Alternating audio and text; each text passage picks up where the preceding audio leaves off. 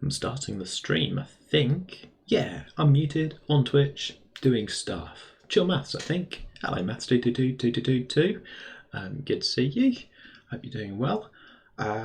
This time, more number theory. Hooray! I'm sticking to a theme. I'm just going to try doing the same thing for a long time. I was thinking about this just before going live because, well, there's other stuff that I could talk about or could try and learn. But I've realised that I'd like to just do the same thing for a whole block of time. Hi Mary, how are you doing? Hope you're well. Ooh, yeah, the point where you got it. Yeah, I was hoping you'd show me a Desmos. Right, good, let's have a look at that. Do I just drop it there? Yeah. Oh, 4 circles, good. Yes, oh, yours looks slightly nicer than mine. And it was running some kind of like fun stuff. Okay, we're gonna have a look at this in a second. Thank you, Maths22222. What does that lock symbol mean? If you locked the... Yeah, you've done some clever stuff. Right, good. We'll do some of this. Yeah, so I considered doing something different, but I thought back to when I started streaming, and I started streaming with a very clear goal that I was going to do 5 days of Galois theory, and that didn't really lead to me learning Galois theory, really. But yeah, it's good to have a bit of focus. Yeah, hello Rice Cooker Man. Yeah, so this is something we looked at last week. They're called Ford circles. The idea is pretty straightforward. You have standing on top of each rational number on the x-axis, standing on each rational number p over q, you have a circle of radius 1 over twice q squared. Sorry, of diameter 1 over q squared might be a nicer thing to say. Which is why, although there are infinite many fractions, lots of these circles are very small. So they're tiny down at the bottom. You can see these kind of large ones with large denominator. And these are tangent to each other if and only if two fractions a over b and c over d have a over b and c over your way around. A over b and c over d have ad minus bc equals 1 or minus 1. AD minus BC is the determinant of a two-plane matrix. We've got some matrix stuff going on. There's some sort of Euclidean geometry stuff you can do to prove that they're tangent, if and only if that condition. There you go. Right, job for me. I've been thinking about this. I'm not sure Desmos is gonna like it. For it to get the dream for people who didn't see it last week, the dream is to get one of these so that you zoom in and it draws more circles, because there should be some tiny circles. Desmos has got this thing where even if the circles are tiny, it doesn't like drawing them, because it can only draw 10,000 circles, or something like that. There are infinitely many fractions. So the clever plan we had last time was that we should only draw the largest circles, and if you zoom in, we should get it to redraw some more circles, but we can't quite work out which circles to draw. Oh, with this new draft, maybe you can do it. Okay, right. What do we do? Move around by dragging on the screen. Use out to select whether double-clicking with move in or out. Wait, so I can double-click and it will... Oh, right, I see. It will zoom out. Lovely. So then this one, if I do this at 0, it will zoom in, but not redraw any more circles, right? So we've got a zooming thing. So you've kind of successfully moved all of the zoom settings that are in Desmos in here, which is something I didn't know how to do. Ooh, you have some fun stuff going on down here. Yeah, your color theory is much better than mine. Ah, right, okay. My version last week had terrible stuff. You can now get the boundary. Oh, you can read off. Yes, no, we thought about this, and then I got worried that it's not sufficient. So a challenge, if you want to draw all of the circles that should appear in this range, you need to find all of the fractions that appear in this range with a certain denominator. And there's quite a lot of possible denominators. I think the irritating thing is that even if you've zoomed in quite a long way, you could still have, it's possible that you could have things that have still got quite small denominators, like this big orange circle. You still need to render it. So there could be some more like big dissonance between the largest and smallest circles in the picture. which I think if you kind of naively try and loop through all the circles that you're trying to draw, you go through all these in-between circles. So I haven't quite worked out how to filter down the number of circles to only the ones that appear and are large, in some sense. Wait, okay, so you've got some clever, like, what's that variable called? Mmax. Oh, I see. So this is like telling me where this axis in your view, because you've locked the viewpoint, and you've got these variables in here for the range. So then the challenge would be to identify fractions in that range with a certain denominator, but without just looping until you get to the vector. The string that I tried to build last time, or the list of circles, was like this. There it is down there, where I had some sort of maximum q for denominator, and if you zoom in, that maximum denominator is going to have to get larger and larger, and Desmos gets cross if your list has got too many elements in it. So I need to do something that's not just a list, I think. I'm not very good at this kind of Desmos constructor stuff, but we've seen a way to... Can you concatenate? So what I'd really like is I'd like this A to be a bit more intelligent, so that it only goes for things for a particular denominator. It only loops through the ones that lie in this range, but that kind of depends on Q. So I kind of need this numerator loop to depend on the denominator.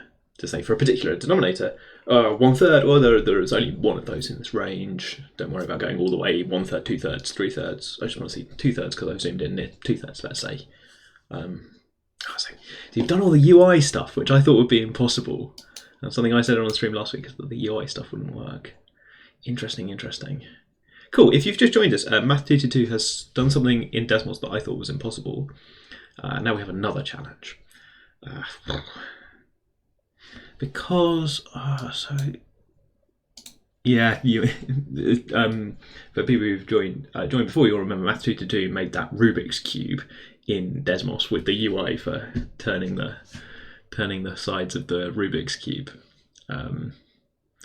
Now I need to just do some like logic stuff, right? So can Desmos do concatenation? Because if it can concatenate, then we could define some sort of recursive function that concatenates the correct pairs. It has a join function. Thank you. Good. I'm learning Desmos. This is great fun. So yeah, I guess what I want then is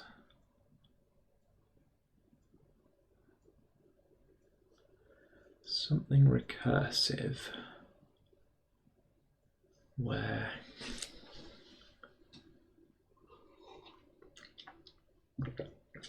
so I'm thinking about joining together these lists for each denominator that I'm interested in, which might be quite a lot of them. I'm thinking about joining together only the appropriate numerators through some sort of... You can't do a for loop in Desmos, but you can do a kind of iterative function thing. So, what do I want here then? So this is going to be a function of denominator, but also the smallest value of x and the largest value of x. So on an interval AB, where I want to do a list, and I want to do its cases, so and Q is kind of relevant as well, the largest denominator that I might be looking at. So yeah, so I want to do these things inspired by stuff I've seen Math222 do before, to kind of join for each Q, working your way down. So what is this?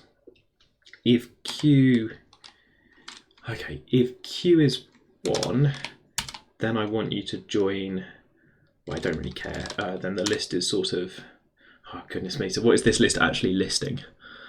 I'll solve that in a bit. What values, what's my payload here? What do I want? I guess I want the fraction, this is like A over B or something. Yeah, so Right, okay. So like 0 over 1, comma 1 over 1. But if it's not, if Q's not 1, then I want you to join the vector that you get if you run this with the same interval but all lower denominators. Join that vector with, and then this vector is a bit hard to think about. I think for now I'm going to list it as, yeah, I'll get there in a second, I think. But for now I'm going to list it as like this over Q. So at the moment that's all fractions, which is too many. But hopefully that's, you know, hopefully the syntax of that is all right. It doesn't refer to A or B yet. What was X doing in here? Can't remember what X was for. Maybe I don't need this. Yeah, can't remember what X is supposed to be. I'm going to remove it for a second. It's kind of a placeholder anyway, isn't it? So whatever, doesn't matter right now. This should give me an element. Yeah, right. Okay, a list of all of the things between 0 and 1, because well, I haven't coded that in yet. Between 0 and 1 that have denominator at most 3, but I've still got some flexibility in here. So 4 should be 16. Oh, 14. Why is it only 14? Don't know. Can I access this? Right. 1, 2, and then it goes through 0, 0.5, 1, and then it goes 0, 1/3, 2/3, 1, and then I was hoping you can go through all of these 0, 1/4, 1/2, 3/4, 1. Oh, that's how many I was expecting then, isn't it? Triangle numbers. Oh, right, is it triangle numbers minus 1? Is that what I've constructed? Yeah, I constructed a sequence that has triangle numbers minus 1 because I haven't looped the first. Right, okay. I've done the 0, 0 point in my fraction or something like that.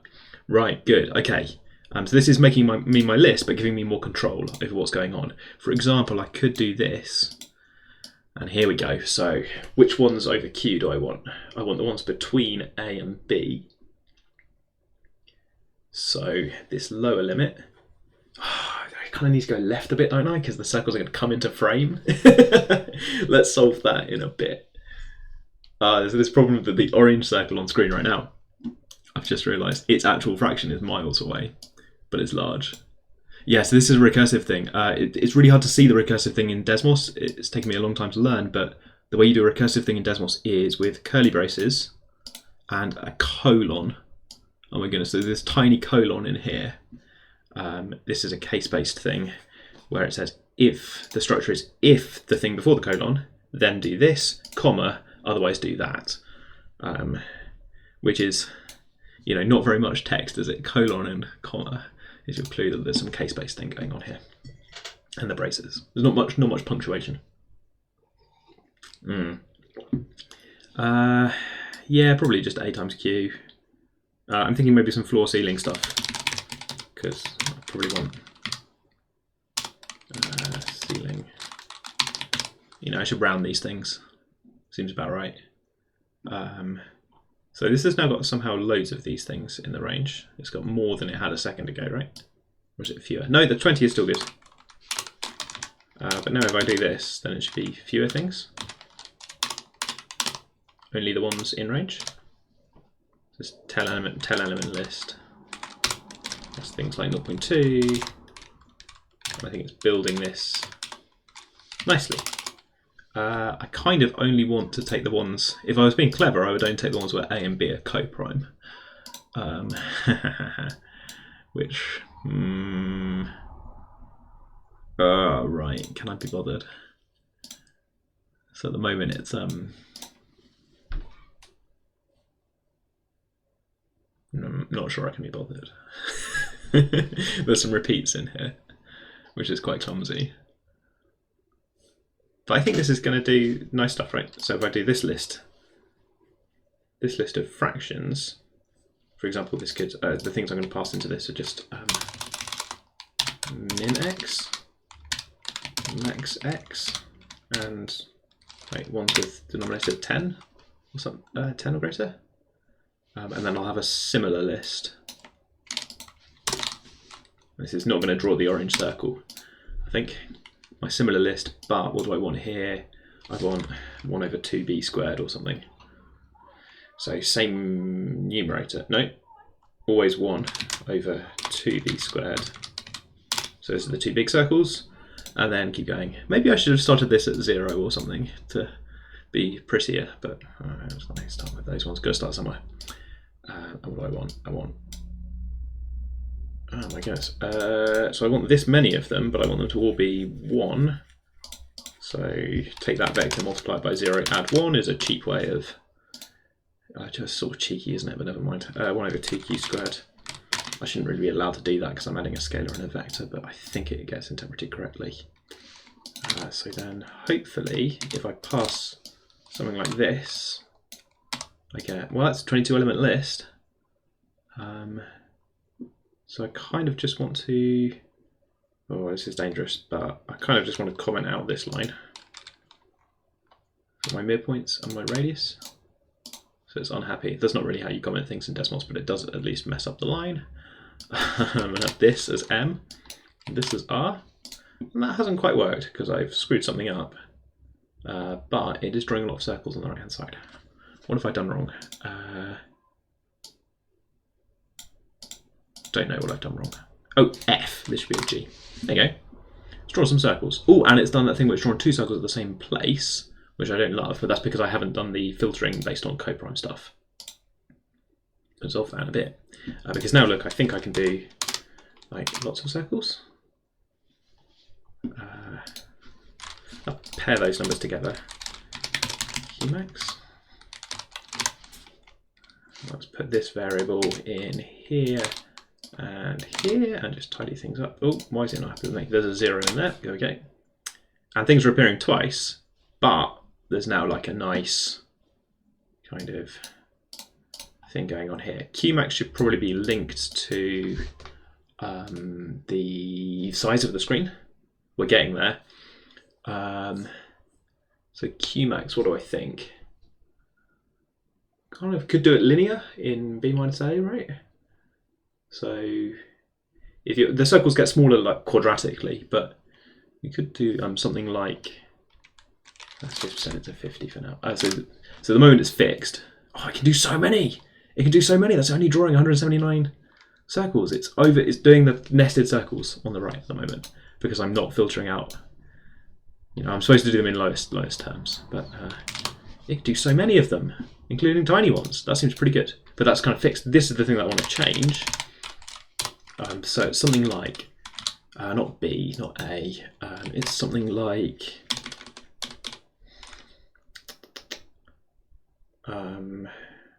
what are the limits called again? Positive difference.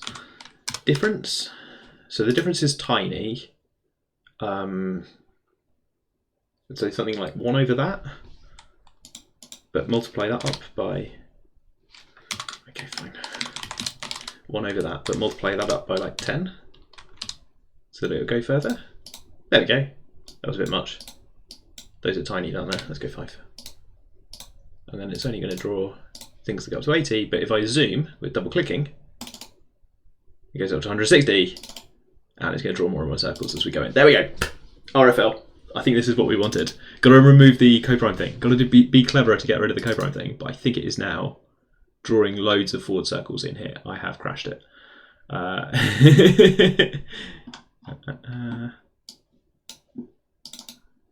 RFL means reflexivity. It's from the natural number game. The natural number game makes you type RFL when you've got to the thing that you wanted to do. So there's a little key phrase you type in the game to say these sides, the 2 sides of the equation match. The natural number game, you're trying to prove things. So you start with 2 different things, you're trying to prove that they're the same. So RFL for when they're the same.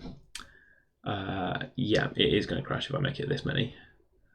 It is quite crashy. It is, so this is going up over.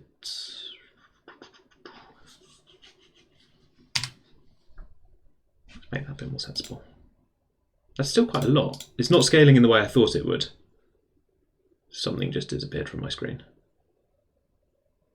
I don't know what, but something crashed. Oh, I had notes underneath.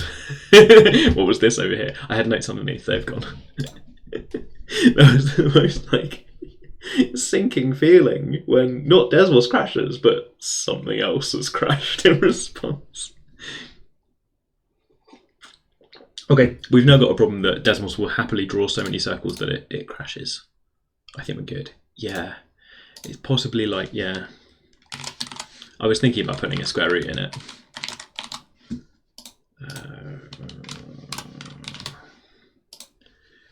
Because the square root is something like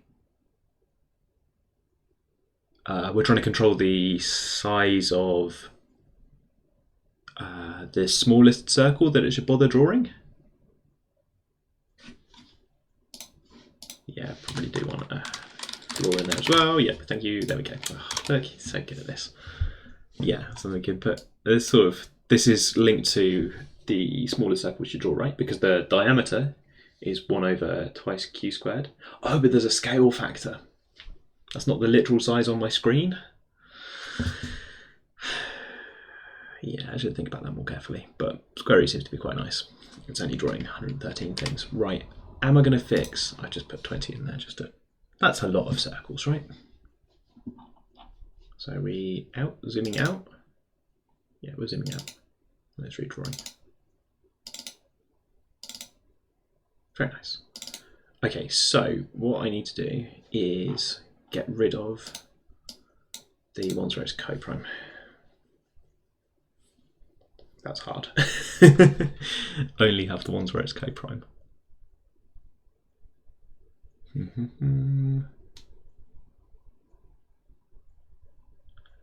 So should I do... This is really hard because we're leaning quite a lot on the simplicity of this vector here, which includes lots of things that it probably shouldn't.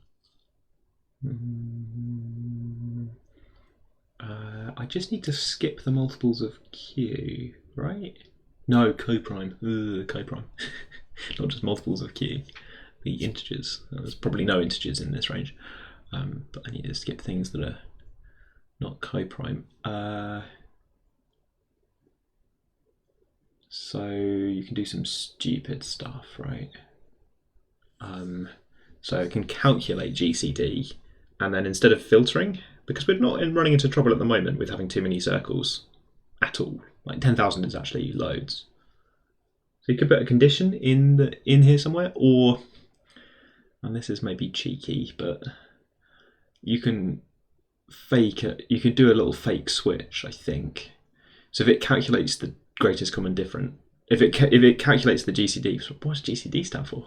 If it calculates the greatest common divisor, you could do something like if that's 0, you could do a little sum where if it's 0, no, if the thing is not 1.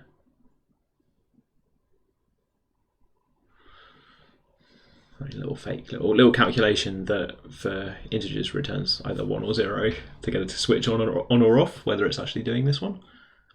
Keep it in the list, but set the radius to 0 if need be. Right, so actually I should be looking down here where I've got the radiuses. So let's tidy this up a little bit. Here we go. I should be looking in here where I've got my slightly silly code for the radius.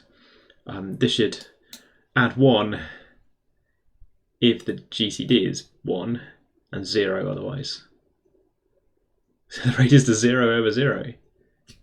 Yeah. So I'm trying to set this to 0 if the GCD, and it could calculate the GCD of these things. I just need to think of a kind of mathematical operation that returns 0 if the GCD is greater than 1, and returns 1 if the GCD is 1. Can you do like a little logic thing? So 3, 6. Can it do like greater than 1? No, it can't. That doesn't like return true or something silly, does it? Yeah. No, it doesn't. This doesn't evaluate. Sadly, this doesn't evaluate to 1. Some languages will let you do this comparison and return like truth is the same thing as 1 or something silly. Yeah, does that work? Can I put my curly braces inside? Let's find out. Yeah. So this thing is, so GCD of this and that. If it's greater than 1, put 0. If not, put 1. Yeah, okay. So I just got to hope that works in this vector.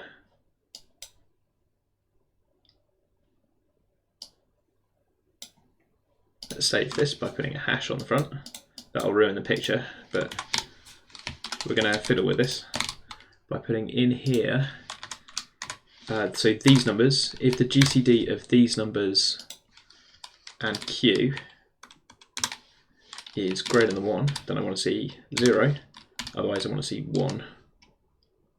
And that should be a colon on the first one, and there should be braces, and forget the rest of the plus 0 and 1 stuff. That's worked.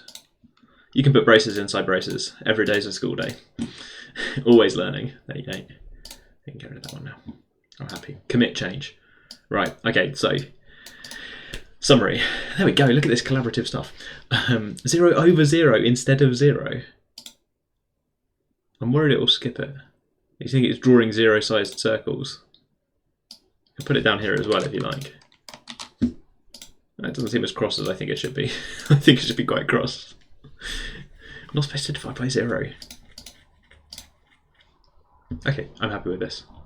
I think this is now doing everything I wanted to. So you can now look in here, and I should probably go back and think about this logic at some point, but I think I can now zoom in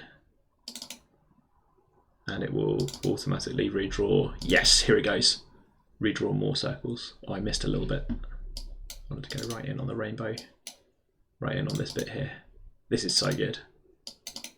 So that one, that green one there, we can go zoom in and look at the green one closer. Look even closer. Look even closer and find that there's a red one and a blue one over here.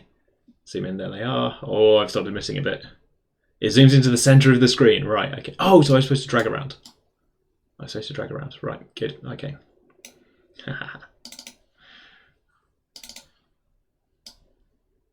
This is lovely. Right, great stuff. I can keep going in. And these numbers are now really tiny. Double click. How is it capturing that? Can I have a look? Oh no, I shouldn't have asked. So credit to Math2222 in chat for building whatever this is. Oh my goodness. Well done. It's doing great. Oh, is it drawing a big rectangle? What's it doing? Oh my goodness. I have no idea what you've done. Love it. Yeah, it feels crashy, doesn't it? It does.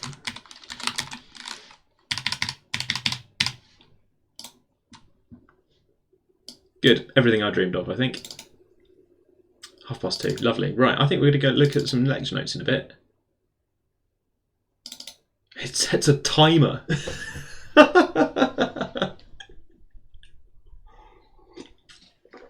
I genuinely opened that thinking that there would be some Desmos thing for a double click, but no, you've implemented double clicking from scratch. That's amazing. Sets a timer. Where's it doing that? Is this so there's a clock running at the top? Where are you doing this? Zoomer, clicker, oh my goodness. No, I can't follow this. I can't follow this. I find it too hard to read Desmos variables at the best of times. That's hilarious. So sometimes these fractions come in and you see the whole rainbow spectrum, but sometimes the fractions are coming in along a different, like, the colours are something I've noticed, right? So here the colours are going quite slowly through the rainbow. But underneath, sometimes the colours are like, say, purple, purple, purple, purple. It's going through a whole cycle of the rainbow. Because of fractions, probably. The way we've set up the colours is showing something. Clicker is the timer variable.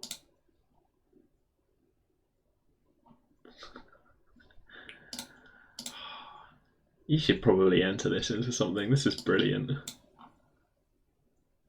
So it's 0, but if I click, then hang on, let's save. Oh, if I click, it runs a little. I can see it running a little countdown timer. Okay, lovely. Is there a big object that I'm clicking on? Is clicking in the viewport supported, or is it secretly drawing a huge circle that I'm clicking on?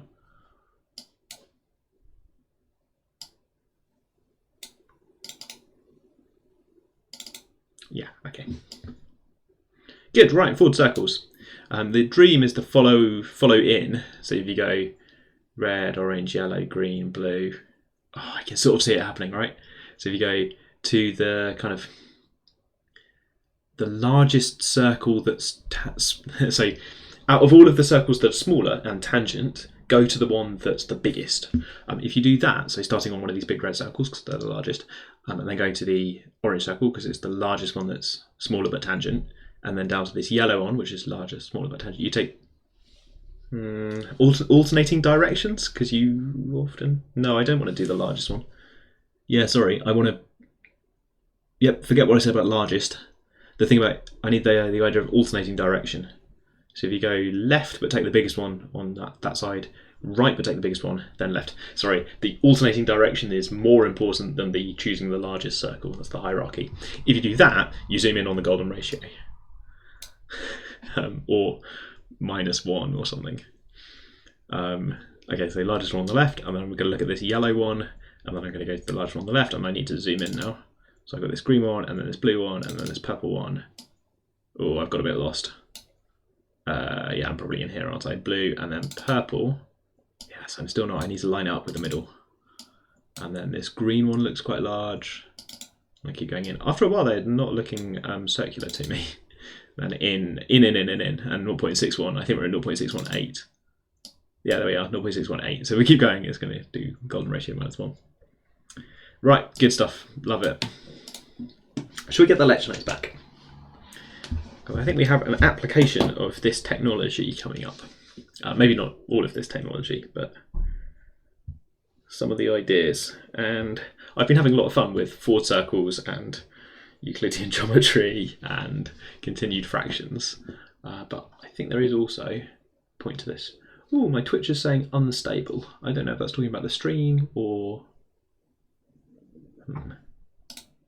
just me. Right. A little judgment call from Twitch TV there. Okay. It's so cool. Yes, well done. You built a cool thing. I managed to do the the concatenation stuff.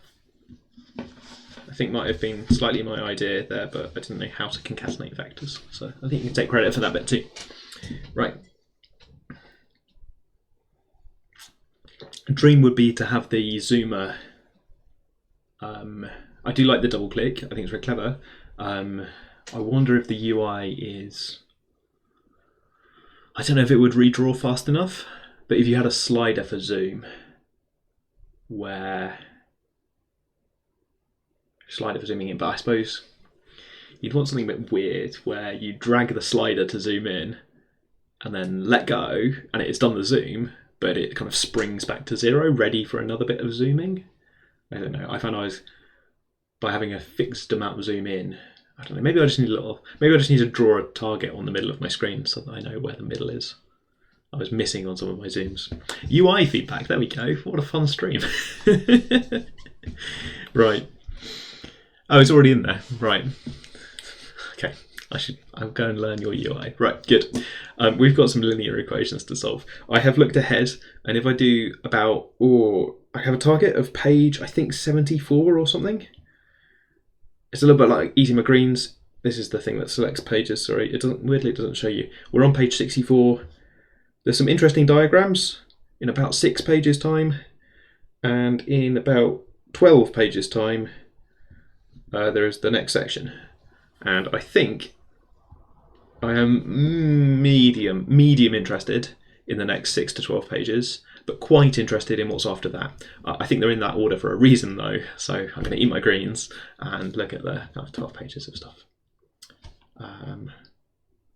Oh yeah, I should share back the thing. If I got it in a tab somewhere. Yeah, I do. Share back. I don't think it's going to... the dream, of course, would be you drag the slider and it smoothly zooms. I just don't think it's going to redraw fast enough. I think that'd be so like slick. Possibly if my computer wasn't also running Twitch at the same time, then one of those things that might be smoother offline. Oh, guess you need to be online to use Desmos, but whatever. Okay, right. Eating greens, learning about linear Diophantine equations. Here we are. They're not kind of the sexy ones, like x squared plus 2y squared equals 1. That has no solutions, James. Not the kind of cool, sexy ones like this, which we kind of were interested in solving these. Linear equations, which up till now I would say mumble bazoo or something. We give these to people on the UKMT summer school, which is a summer school for teenagers where we show them Euclid's algorithm and then get them to think about when you can solve this. Yes, okay. Assume they're non-zero, otherwise what are you doing? We can rewrite this like this, where they're both positive. Oh, right, we're talking about positive numbers. Whatever, okay. Multiples of a and b that differ by n. Good. Since d divides the left-hand side, must divide the right-hand side. Eating my greens, yes, okay. If d does not divide n, we can divide both sides of the equation by d to get a new equation, having the same solutions with reduced. Yeah. Okay, so here you have something that does divide. There's a number that divides all 3 numbers in the question, so why not just divide? And now you might as well assume that these things are coprime. There's 2 cases there, depending on whether the right-hand side, if this is 21, then hooray, time to divide everything by 3. If it's 22, then boo, no solutions. But either way, we should kind of reduce this problem to either a smaller number or being done, 7, or a peculiar 7 1/3 or something. So divide and conquer. Okay, infinitely many solutions. Let's compute them. Right, we're going to do 1 first and then multiply up. That's kind of the opposite idea, I suppose. If you have a solution, you can multiply up to find other solutions. It's kind of the opposite of if you had a solution, then you'd be able to divide. Anyway, for example, this one, for the equation, that one, the smallest multiple of 2. Are we just using positive numbers here? Maybe not. This one greater than multiple of 5 is 2 times 3 is bigger than 6. 6 is bigger than 5. Right. So solution is this. Okay, you can find some. Right. And we're going to use this fact from the fairy diagram, which reads like you have, if you give me A and B, then we'll choose D and C to get 1 or maybe -1. Yeah, there you go. And if not, put minus signs on it if it was -1. Maybe there's weird plus or minus sign, which comes from the fact that lines in the fairy diagram, that one with all the semicircles, not the forward circles we just were playing with for half an hour, but the one with the semicircles that go through the forward circles. Anyway, whatever. There's a plus minus sign depending on which direction you're following the semicircle. Doesn't matter. AD minus BC, or if you get them the wrong way around, that's kind of BC minus AD. Flipping the fractions. Okay. Interchanging the fractions, not flipping any fractions. Whatever. Same effect. Right. Yeah. So first, find me some triangles. The last edge in the zigzag path. Yeah. So this is calculate. This is running Euclid and then running it backwards for Bazoo, I think, but interpreted geometrically, which is fun. Takes the last vertex along the path of continued fractions. From the continued fraction by missing the last term. Yep. Okay. From this truncated continued fraction, we can then compute C over D, and hence the solution of ax minus by is 1. Right, here we go then. So here's the continued fraction. Omitting the last term gives us this, and those are connected in the fairy diagram with a line, so this thing's plus minus 1. Maybe work out which way around it is, or just calculate some numbers to find a solution.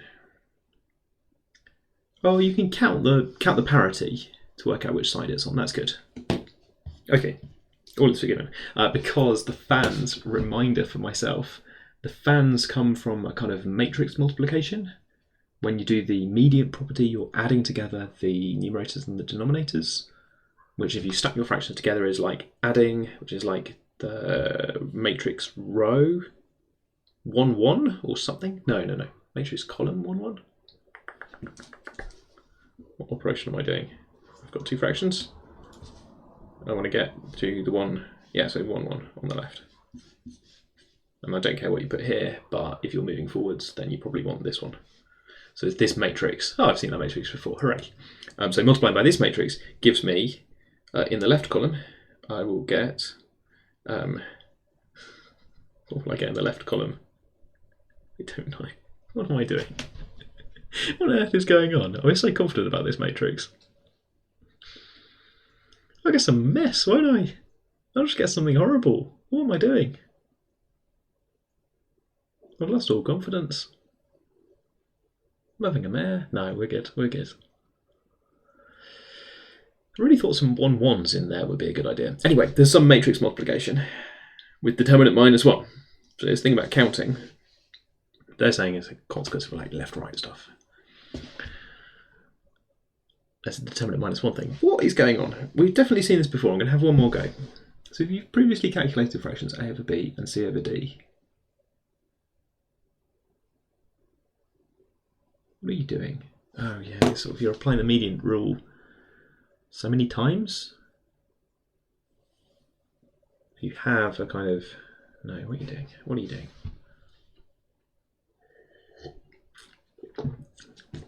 A over b, c over d. I want to get to a plus c, b plus d, but keep cd around. That was handy.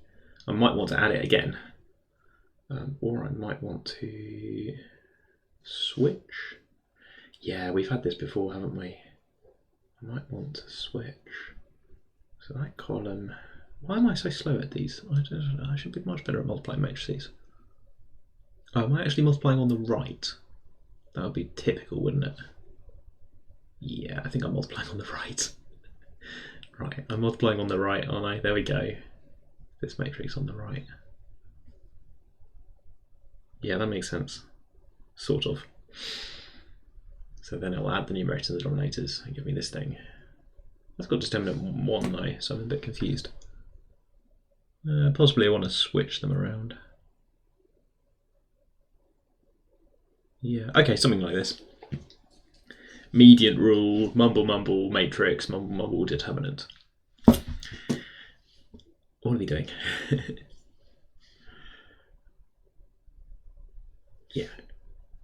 You don't need to draw all the triangles to figure out the correct side. Okay. Oh, we could look mod 10. Seems fun. To work out if it's plus or minus 1. I think mod 3 would do it as well, right? If you need to know whether something is literally plus or minus 1. Mod 2, oh, a bit suspicious of that because mod plus and minus 1 are the same thing, mod 2, but mod 3 can distinguish those two numbers. They're saying mod 10, just look at the last digits. Fair enough. I guess that's easier than calculating the literal numbers on the... Never mind. Okay. Big numbers, very hard. Last digits, good. Converting to mod 3, unnecessary. Sounds weird. Would be good though. Okay. That is a multiple of 3. That one is 1 times minus 1 is negative mod 3. Negative 1 mod 3? Yeah. Mod 3. You should do mod 3. You should do mod 3. Multiplying mod 3 is much easier because there's fewer things. And good chance that some of your numbers are multiples of 3. So, in which case you won't have to think at all. Like that 24, haha, not a challenge, mod 3 at all. Yeah, okay, I'm going to write that on the notes. Or mod 3. Good. Or, just work them out. Okay. Are there edges of the Ferry diagram at endpoint this instead of the edge from 14 over 5? Where was 14 over 5 in this picture? If I scroll back up a little bit. Oh, there it is. Oh, it's up there. But then my diagram doesn't have the other edges joined to 14 over 5. What other edges? Oh, in the lower border. What is this? Oh, they're connected. They are triangles. They are joined up. Okay, so I've got to... we're going to work out these things along the way. Let's see if I can remember the median rule. So we're adding 14 over 5 each time, I think. Let's get 25 over 9. Glances down here. No. Adding what? 253 over 19. What on earth is going on here? Oh, they've subtracted to work out that last one. I'll keep going. 39 over 14. And then plus another 14 is 53 over 19. And I see now I could have subtracted to work backwards. If you're doing a lot of adding, then and you want to work backwards, try subtracting. Right, okay, what are we doing? Yeah, but these just work by... These just work by maths, right? So adding 67k and 24k just obviously work. If you add 67k in here and you add 24k in here, then those things cancel out, so the sum on the right hand side doesn't change. And fair enough, you can interpret all of those as lines on the fairy diagram, but what I'm trying to decide a little bit is whether the way that I currently think about this and currently teach it on a summer school, whether I should redesign how I teach it to be fairy diagram stuff. The inertia against that is that I've already learned one way of saying it, and I no longer think that way of saying it's very hard. Okay, what are we doing? Good. These are fine. Good, okay. We're worried about positive and negative numbers for some reason, but I think it's all fine. Yeah, that looks good. Yeah, there they are, plus the 24k, plus the 67k. That's on the worksheet for the summer school. You could use minus signs if you like, or you could choose a different basic solution. What's that, 4 minus 14? Let's shut that by 67. Yeah, you're fine. Okay. Here's the general solution. Good. I've seen this before on the summer school version of this, where it's the kind of thing, once you've learned what coprime is, you're going to be okay. Arbitrary solution, look at the difference. There you go. Coprime, then you've got this. Yeah, fine. Okay. Some greens are being consumed. Some numbers are coprime to each other. This can be interpreted as a congruence condition. Oh, this is good for me actually. By rewriting it like this, which implies that AX is n mod b. So if you need to solve the equation AX is n mod b, then you say, well, I don't really care about y, but how many multiples of b there are for this to work. So y could be, I don't really care, but you could rewrite it like this for some y. And then the method above will give you x and y.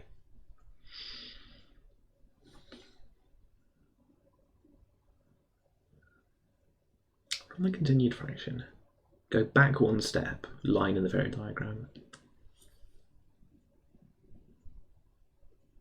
I suppose I would do lots of back substitution, which is not that fun. Maybe it would be better if I said, do the continued fraction first.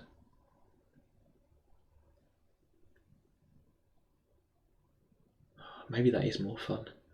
People don't like doing the back substitution on the summer school. Don't enjoy it at all. Maybe if you told them, oh, it's all semicircles in the upper half plane and things are connected if the determinant of a matrix is plus or minus 1, they'd be happier, but maybe not. I don't know. For people who didn't see the intro almost 2 months ago, the concept here is that I do a summer school, and part of the summer school is we teach people number theory. Somebody who was helping out told me that I had to read this book to get better at explaining number theory to kids. And years later, I finally got around to looking at it. Here we are. And this is the bit that's most relevant to the summer school, so we're now slowing down a bit. Weirdly, the two things they do on this summer school are, one, number theory, all Euclid's algorithm, Bezout, solving linear Diophantine equations, and the other thing they do on this summer school is matrices, 2x2 matrices. So maybe that's good news. You could say, aha, they all know some stuff about matrices, or maybe it's bad news, because then if you do too much matrices in this half of it, then they'll think that all of maths is matrices. It's kind of mostly matrices. But maybe that's not a good look for our have too many matrices? They do like the matrix stuff. If your top of number theory was secretly easy if you use matrices, maybe they'd love that. Hard to say. Right, I think we're going to solve loads of congruences now. Let's do that. Oh look, this lets you calculate inverses mod B. Lovely. When A and B are co-prime, there you are. A has a multiplicative inverse mod B exactly when A is co-prime to B. Hooray! For example, mod 15, you have these things in the group of units mod 15. And you calculate their inverses like this, and here are their inverses. Lovely. These products. Oh, I've never seen it written out this nicely, where they've kind of paired everything up with their inverses. This looks nice. This looks like somebody is about to prove Wilson's theorem, but never mind. Thus the numbers, yeah, are their own inverses, while the others occur in pairs. Pair 2, 8, and pair 7, 13. Shorten these by noting that if this is 1, then you do minuses for free. Yep, so the inverses follow some sort of pattern, which is nice. Good. Okay, yep. These are secretly the same information. Is that relevant to Wilson? Yes. No. Oh, maybe we're trying to prove... here we are. We're going to prove Euler's theorem or something, maybe? What does Euler's theorem say? We're going to multiply these all together, right? Or maybe not. Look, the whole page is linear stuff. But, yeah, I know a formula for fire. Don't tell me this. So there's something like, you want to prove that A to the power of 5n is, what is this supposed to be? Is this supposed to be 1 mod n? I think it's supposed to be 1 mod n. And the proof is really nice. Right? You just multiply everything together? No, that's not true. That's not how you do it. Anyway, never mind. We will get there. Oh, it's any element to the size of this Lagrange's theorem on the group, but never mind. We will get there. It's the identity. Yeah, good. I think I wrote the right thing on the right hand side. It's gone. Also, no one. The maths police can't find me anymore. I've hidden all the evidence of my maths crime. Trying to write down Euler's theorem, which is not very hard maths. I should definitely know it. Anyway, once a year I try to teach it to some children. It doesn't mean I know it. If I used it for the rest of the year, it'd be good. This is a very nice looking phi symbol. The font for this book is slightly different from the font I'm used to reading maths in anyway. Right, you didn't come here for calligraphy lessons, that's for sure. Let's talk about linear Diophantine equations. Right, we're going to solve these with more than 2 variables. I've never really thought about this, so here we go. Where are we? We're doing all right. 67. We're going very slowly. Here's a 3-variable one. Any number that divides all 3 coefficients. That's also about n. Okay. But that doesn't mean that any 2 of them are co-prime, just that the set of all 3. The greatest common divisor of all 3 has to be 1. Yeah, look, there we go. 6, 10, 15 is a good example because that's 2 times 3, 2 times 5, and 3 times 5. It's kind of, I think, the smallest example where you get this problem. Yes, taken 2 at a time, they have larger common divisors. I guess smaller examples are possible if you only want one of them to demonstrate this problem, but you can have a set of 3 numbers where there's no greatest common divisor of all of them, but pairwise they might have some greatest common divisor. In this case, every pair is a non-trivial greatest common denominator. Greatest common divisor. Why can't I get that right today? Oh dear. Right, what's the idea then? Write it first as this. And let's rewrite this as the equations like that. What have you done? You've pulled out the factor of 2 here for the GCD. It's safe if I say GCD. Pulled out the factor of 2, put this variable here, and solve for W, and then solve that one. First equation has solutions for every W. Since they're co-prime, good, yes, you pulled out the GCD. And we can find the solutions by first solving. Yep, good. And then up by W, fine. Since the coefficients are small, well, yeah, okay, whatever, okay. So you get solutions. And now we're going to solve the big one, right? With this 2. Yep, next we solve this. Solutions like that, so keep working upwards. Not too bad.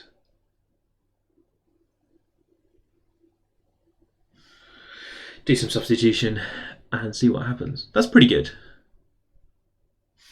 Obtained by inserting this, and then general solution, you add some stuff, and this is some sort of plane, isn't it, in 3D space. Homework, plot this solution in Desmos or something on the plane that is defined by these of their real variables or something.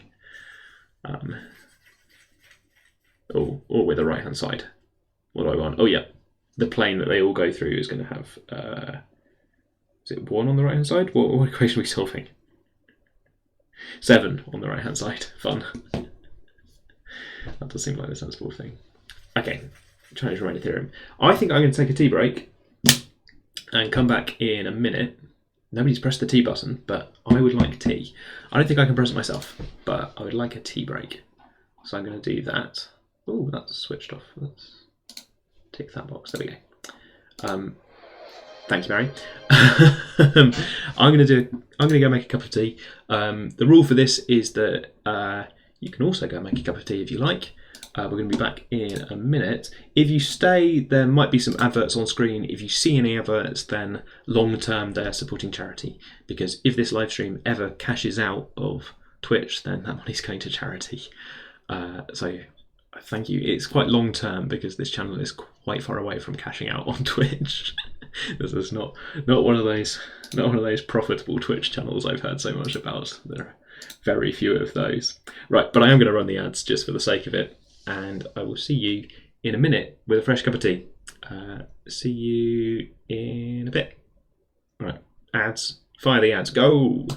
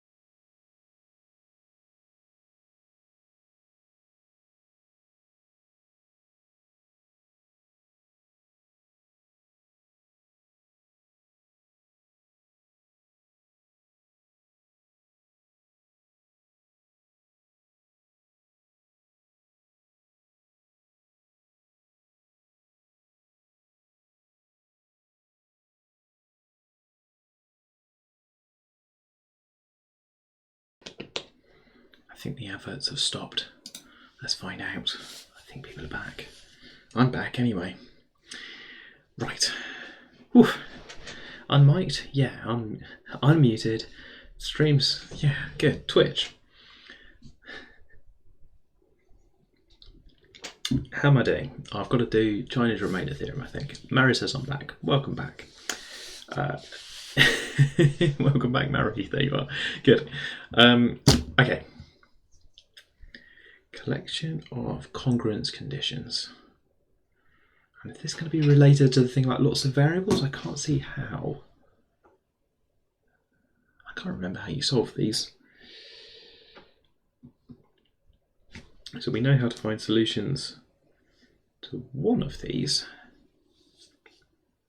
Our solutions are going to be defined as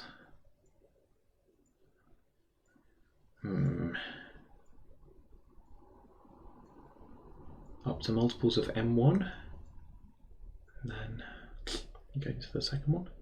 Oh, there's a slider. Right, I'll be distracted by that, I think. Let's have a look at this. Will it slider? Ooh. Oh, the slider's over there. Nice. So in my dreams, this will just like zoom. Oh, yeah. Oh, it's going. Stop.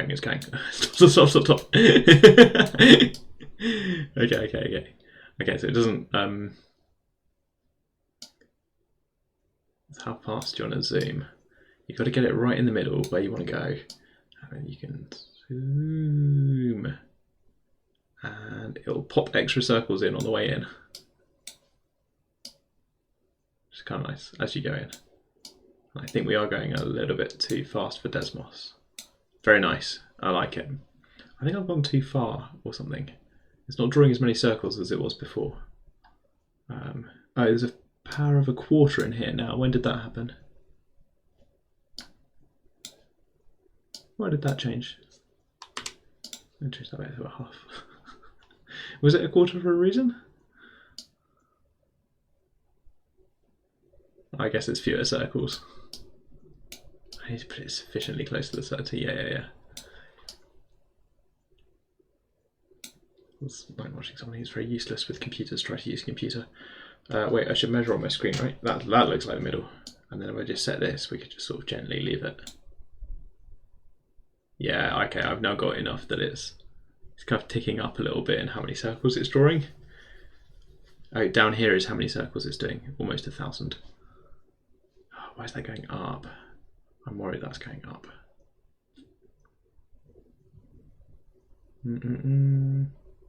That's not too bad. I have slightly ruined things by putting this so high.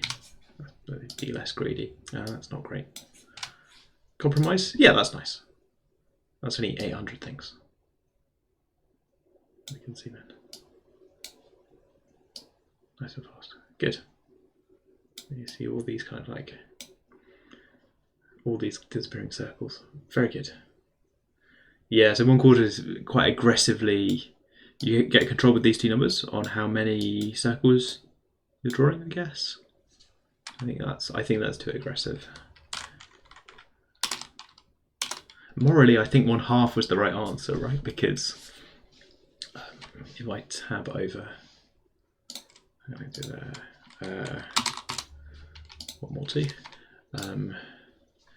So it feels like you want. What do you want for this? You have some distance for how large the screen is, controlled by D, which is like max x minus min x. And then the smallest circle you want is, well, maybe you want the diameter of that smallest circle to be approximately, this smallest circle to be approximately like KD for like K fixed. So that as D goes down, the kind of smallest diameter that you're rendering is kind of proportional to the size of the screen. And if you rearrange this, then it says something like, for that value of Q happens when it's like 1/2k d square rooted. Which is why I'm defending this, like, I don't really care what the value of 1 over root 2k is, that's some number. If k is a small number, then this will be a large kind of numerator to this fraction, perhaps, which is why I've been playing about 15 or 20. This is my defense for like root d. If you scale it differently, then as the scaling changes, the level of detail will change, I think. So d to the quarter might be it's kind of more aggressive or less aggressive at different values of q, which is why I'm then confused that it's showing the number of circles was going up anyway. I don't know why that is. I don't think I've got a good control because it's buried in this kind of recursive loop of joining thing. Anyway, that's my defense of square root being a kind of way to have a constant level of detail for like the control over that minimum rendered size. I don't know.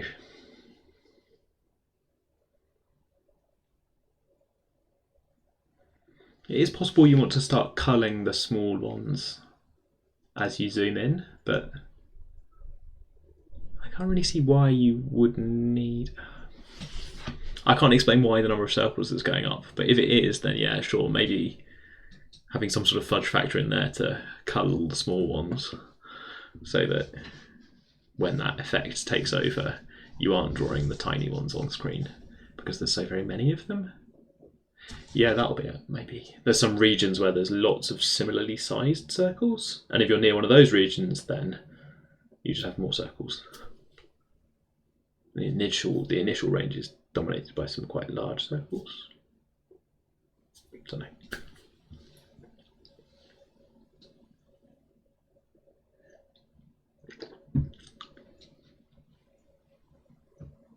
Stupid thought. What proportion of the unit square is coloured in this picture? It's something good, isn't it? You can't diverge because they all fit together. So big circles. This is stupid. But what do I want? I want sum from, so 1 over tq squared is the diameter. No, that's the radius. Radius squared.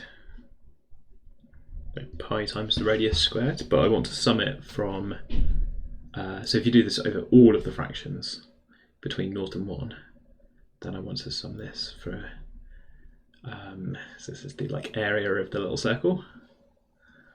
If I sum this from p is 1 to q minus 1. It's only the ones where you're coprime.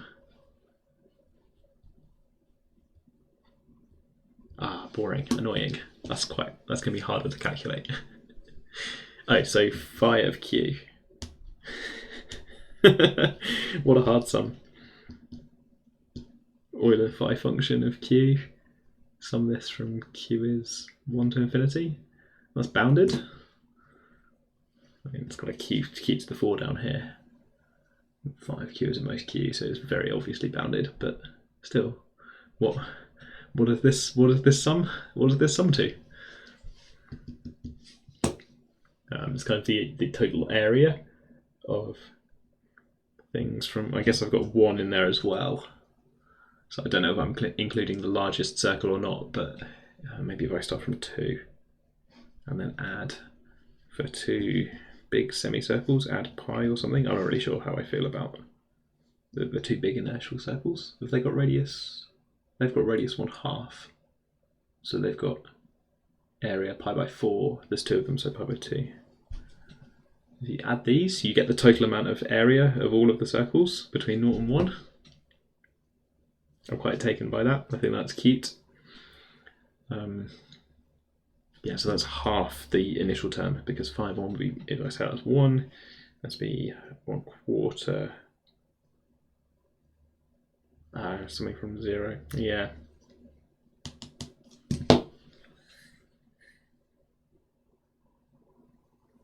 Yeah, with a bonus pi by 4 for this left one, which is kind of sitting on 0. Don't know what that sum is, because I don't know how big 5q is. We're going to find out later. Much less how to sum the values of phi q in a sum. Good, right, okay. I can bound this. I can bound this by knowing where the forward circles are. That's quite fun. Let's not do that now. Good.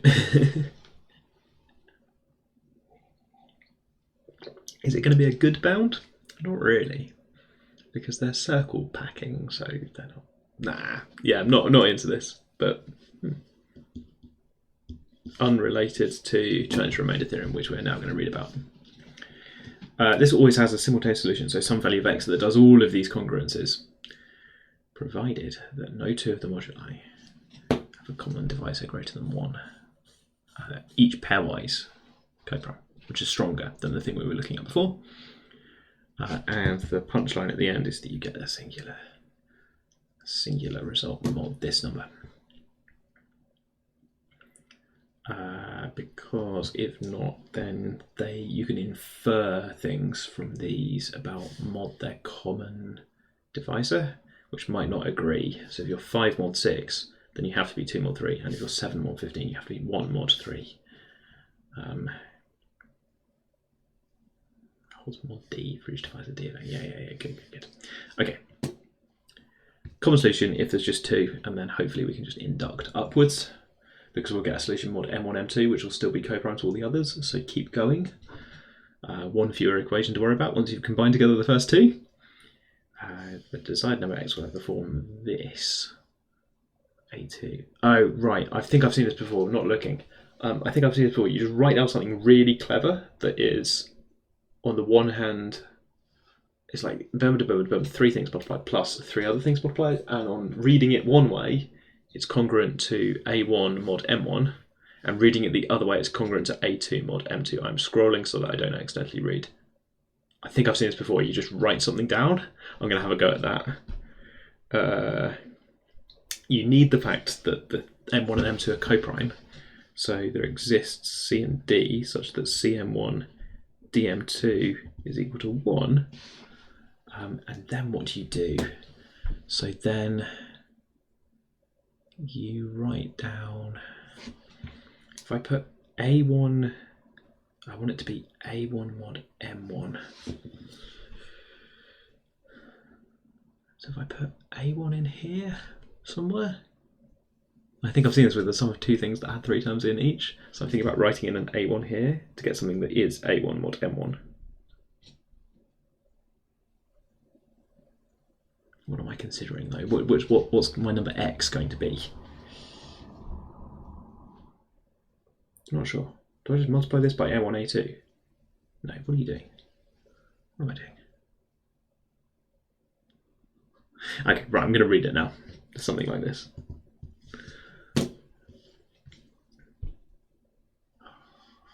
I feel like I'm close. A1 mod M1. A2 mod M2. Definitely seen this as just a clever write something down. Here it is. It's down here, isn't it? We can rewrite this equation. Okay, what are we doing? Design number of x will have this format and that format. But we don't know x1, x2. Oh, but just rewrite it. And then you're good. This is much better than what I was thinking. This has some solution. Right, you have unknown multiples of these 2 things, M1 and M2. But that's what my solution is. My solution is C and D, right? For x2. So I should read C and D for these things if I want to compare. M1, M2.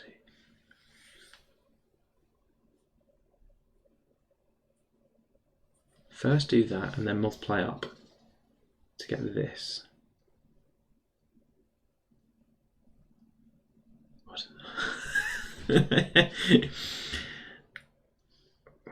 I don't love the subscripts. You can guess because I called them C and D in my one line of trying to guess what the answer was going to be. Right, so it's this. Here's the products of 3 things that I was trying to guess. In the equation like this, we may choose x1 to be a2 minus a1 n1, so most of this stuff. A2 minus n2. This is not hard, is it? This is just me being a bit daft. to give you 80 minus A1. We've just multiplied up. Just multiplied up. And then those things will be equal to x. They'll be equal to each other, so let's call it x. Okay, there it is. A1, M1, and then... Am I reading these ends? So the thing I should have written down was A1C M2 plus A2 D M1, because modulo M1, this gives you A1C M2, but this thing is congruent to -1 mod M. No, what?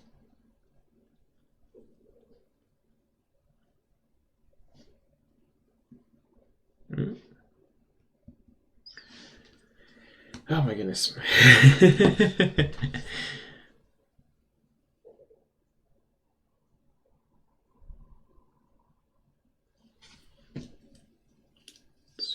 Oh, N2, I've got my N2s, that should be a D and that should be a C.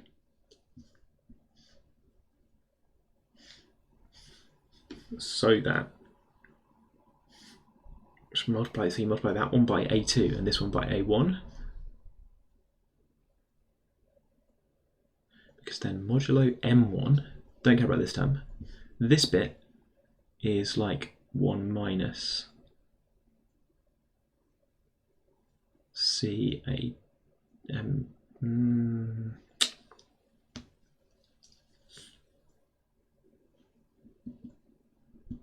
So this is like 1 minus CM1, so we're all good because it's 1 mod.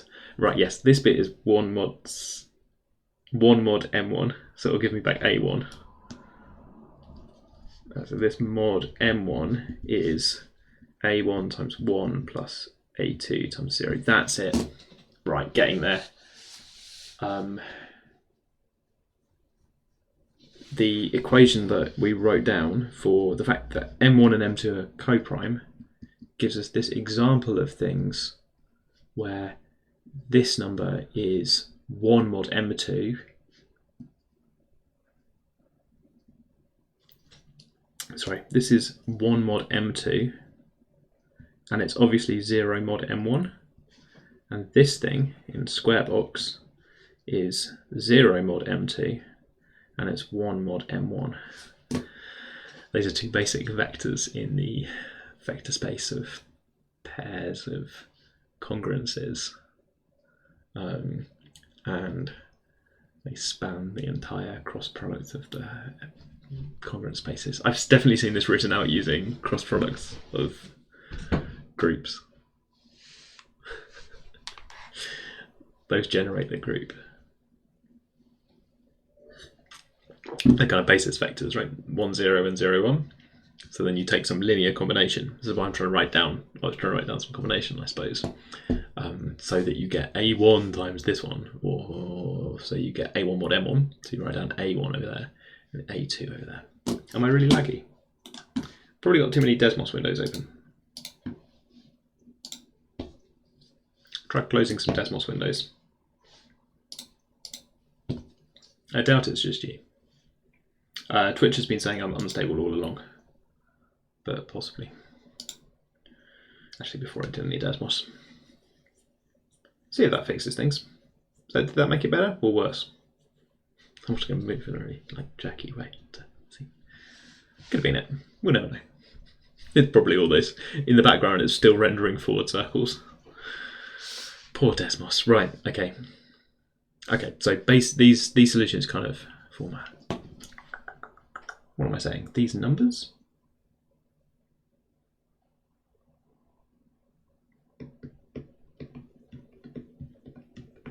Those numbers form basis, and we're just going to do a really big vector product, something like that. Yeah, where we can induct, but what do I want?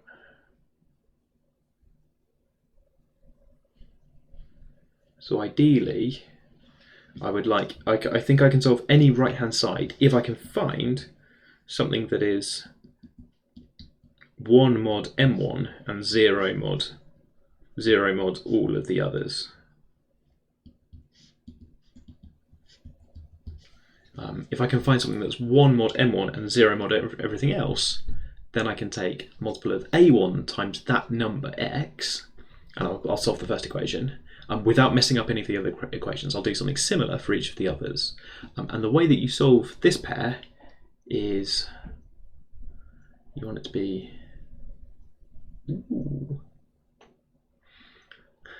UI. But I just said I'd close Desmos to make the stream run better, so I'm gonna copy paste that, but not actually visit the Desmos state. I'll look at that later. Thank you.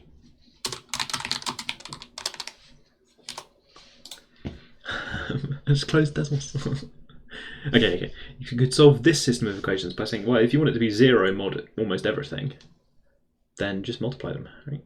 You're saying you want it to be a multiple of all of these things. Well, that's easy.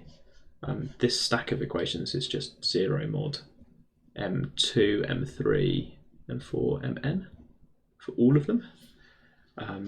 If you want it to be a multiple of all of those numbers, so bad. What do you say then? Finally, to solve that for the kind of basic thing, you say, well, m1 has to be coprime with all of that, so there have to be numbers c and d such that times m2, m3, mn is equal to 1, and then the number you're looking for is just c times, which number do you want then? Do you just want cm1? That's one more. No, maybe you want d. Oops, not sure what you want anymore. I think you just want this number, right? Because it is 1 mod m1, and it is clearly a multiple of everything else that you wanted it to be a multiple of. So you use this number, which is a bit like taking all of your m's but switching one of them out for the multiplicative. What is that? Oh, is it an inverse? No. Yeah, it's the inverse of all of that mod m1, because then you'll get 1 mod m1 if you multiply it. This big thing in round brackets has got an inverse mod m1 because it's coprime, so just multiply it by its inverse. Now you've got something that is 1 mod m1, but take that literal number, and it's a multiple of most of these things, and it's 1 more than a multiple of m1. So that's your basic solution, and then combine together those basic solutions. I think I prefer to think of this as a kind of vector space. Yeah, okay, good. I'm going to think of it like that. I'm trying to do this kind of like basic solution. I don't know how obvious it is that I want to take the kind of system where there's a 1 here, or maybe it's a 1 here, or maybe it's a 1 down here, or in between somewhere, and do a kind of linear combination of those, and all of the mods will respect my linear combination to give me the right stuff on the right hand side. So that if I take this basic solution and multiply it by a1, then great. And in this case, my basic solution is like this. So I think that lets me write down the basic solution or something. So I need the inverse of, I don't have good notation for like the inverse of all of that mod m1, but that then multiplied by a1 and sum over the indices. Kind of replacing m1 with inverse. We'll get rid of that.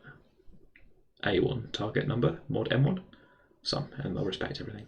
It's really weird to me that you can, well, you got to remember that the inverse of a number modulo m1 is another integer, really, like as a member of the congruence class, but you could write an integer that has the right remainder. Good, right, having fun. I think I've now understood this better than I ever have before, which is, thank you for letting me talk to you over the stream to try and understand stuff better. Talk it out. Right. I don't want to do it with induction. I want to do it by writing down large things with ... in the middle. Yep, good. Okay. Single congruence class mod. So do I need to prove my solution is kind of unique mod big number? I think it's going to be obviously fine, isn't it? Yeah, it's going to be good. Divisible by HDMI. Yep, there it is. That's the standard argument. These things, but all the solutions lie in a single congruence class. Every number in that congruence class is obviously fine because you're adding, to get between them, you're adding a multiple of all of the m's in the world. So you'll respect all of these congruence. Yeah, good. All of these congruence equations, good. congruent to 7 mod 9 and 8 mod 11. First you find a solution like this to find out these values that I'm calling C and D because I don't like subscripts. Find 5 minus 4, but then I want you to take, okay, so here's the formula, and look, it's clever. So modulo M1, we've written down an inverse of M1 and then A2. No, what?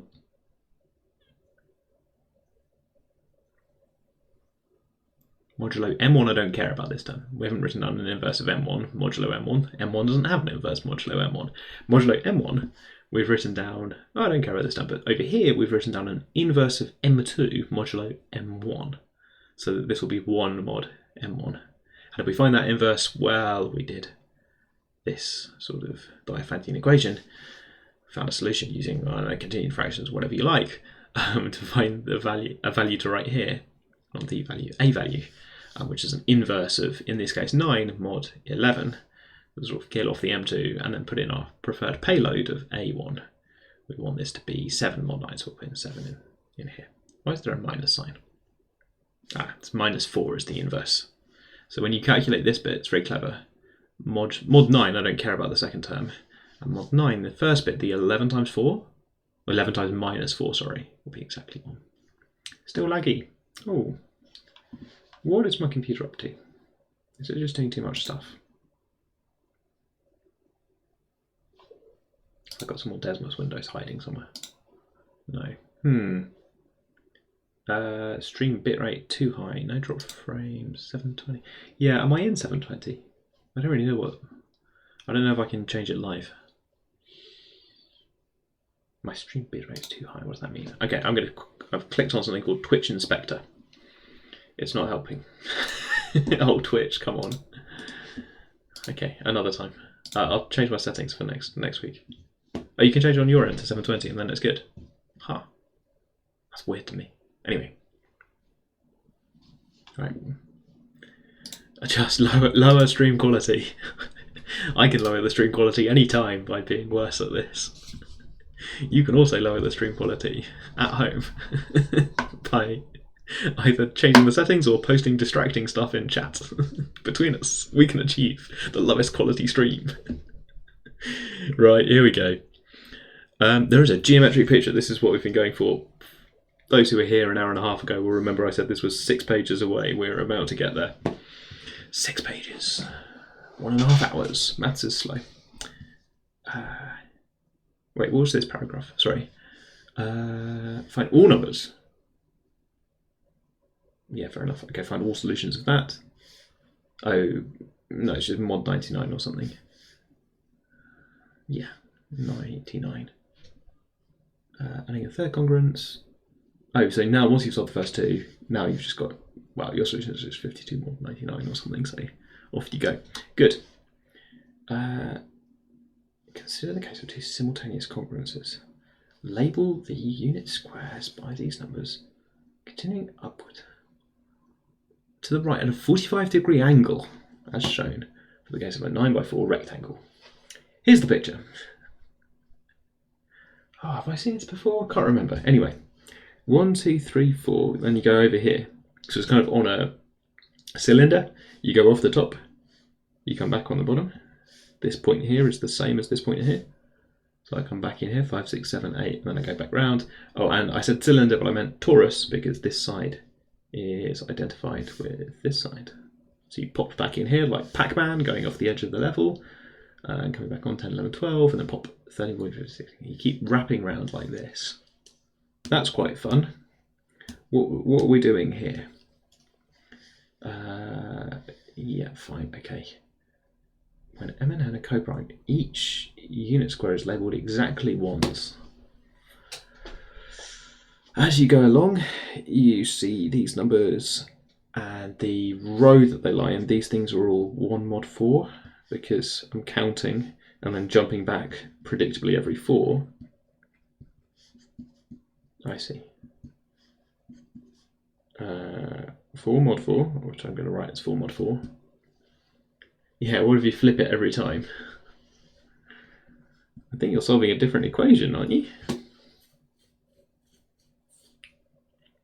You're doing something very weird if you flip it every time. Because then when you come back round again, these will be going the wrong way. Ooh, that's all right. So the columns will still be fine. Klein bottle is going to break symmetry a little bit. What if you do it on projective space, RP2, where you're flipping it in both directions? Don't know. These ones are one mod. What are these? 1 mod 9? Yeah. And so on. 2 mod 9. I should do 2 to demonstrate the pattern, and then so on and so on and so on. Oh, and as you walk through, you will end up with the solution. So if you want something that is 8 mod 9 and 2 mod 4, you can look it up in this table. That's kind of fun. That's kind of fun. And the Chinese-Riemann theorem says it's always got a solution, so you've got to visit every square, and you can't miss any squares. So as you write your numbers, you're going to have to write a unique number in each square. This is fun. Okay. Yeah, there'd be some overlapping if it wasn't co-priming. Okay. Good. Okay, I was looking forward to this picture, and it is fun. Just write the numbers in, see what happens. Off you go. I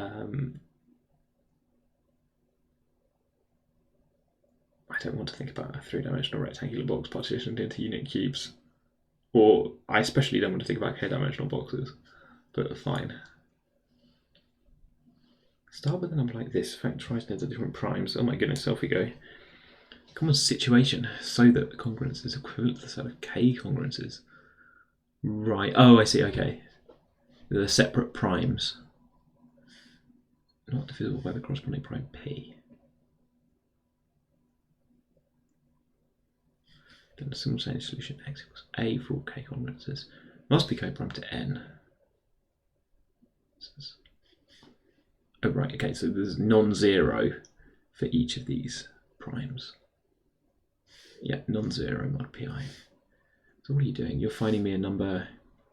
Oh, we're going to calculate whether things have inverses mod n or something, because we're interested in phi of n. So we're going to take some large number n that's not prime, split it into its prime factors, and then consider whether we can find. We're going to put 1 on the right hand side, I think, for all of these, and say, can you solve all of this? I think. And if you can put 1s on the right hand side for all of them, do I mean 1? 1 more than multiple of n means it's 1 more than multiple of these primes, which is the same. You combine back together to say 1 more than a multiple of.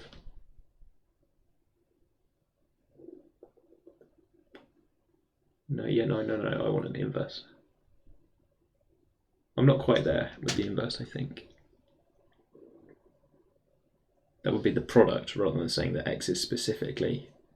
I shouldn't put 1 down everywhere because that's got the solution 1. The number 1 is 1 more than any.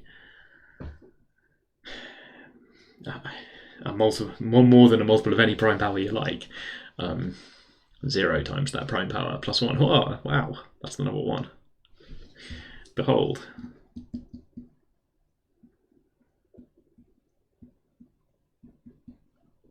Wow. Equals just the number 1. It can do all of these, for all of these prime powers to be 1. So I don't mean that, I mean something else. If you can actually solve. No, what are we doing? I think we're going to solve inverses separately, and this is coming up actually quite a bit later, but never mind.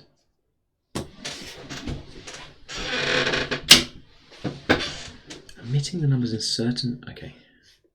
If we require A1 to be co-prime to B1,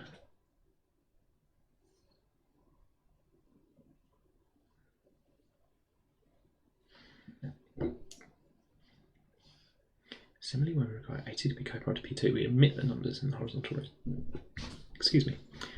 Numbers in the boxes that are not omitted are then the numbers co-prime to this. Oh, we're just calculating phi of n. I'm being silly. We're just removing the ones that are. This is daft though, isn't it? So 3 squared times 2 squared, so 4 and 9. We're removing the ones in here that are multiples of 3, and we're So, and we're removing the ones here that are multiples of 2. And then phi of n is going to count the leftover stuff. Missed a bit there. It's going to be 12. Here's the Euler phi function. Okay, eating my greens. Right, how long have I got? I've got 25 minutes and I want to cover 3 or 4 pages. Let's find out. Quick look ahead. I can use my secret look ahead tool that doesn't display on the stream. So you can keep looking at that diagram and thinking about numbers that are coprime. I've got my look ahead to, no, I want to cover 1, 2, 3, 4, 5, 6 or 7 pages, which will take half an hour, won't it? At least. Let's accelerate. I'd quite like to get to symmetries of the Ferry group for next time.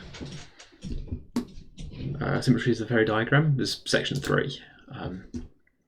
There's some exercises at the end that I can sort of skip or leave for homework. Let's try and accelerate.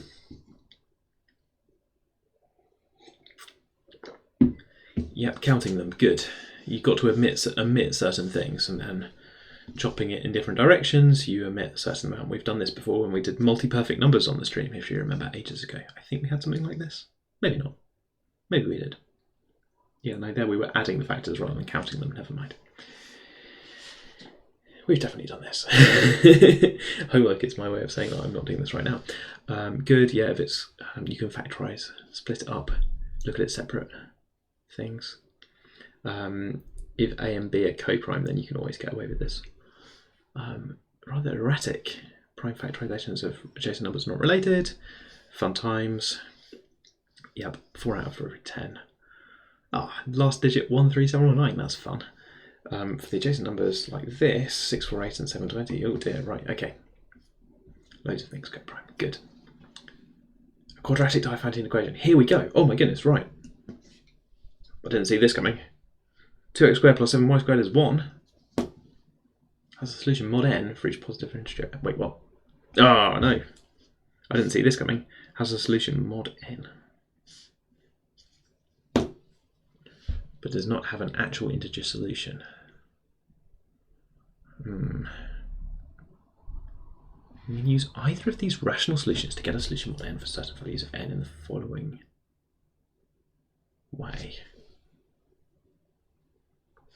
The rational solution will give us an integer solution mod n, provided that 5 has a multiplicative inverse mod n, because then instead of 1/5, you can write that inverse. So 14 is an inverse. No, wait, what? If n is 14, then 5 does have an inverse. So you can multiply by 5 squared.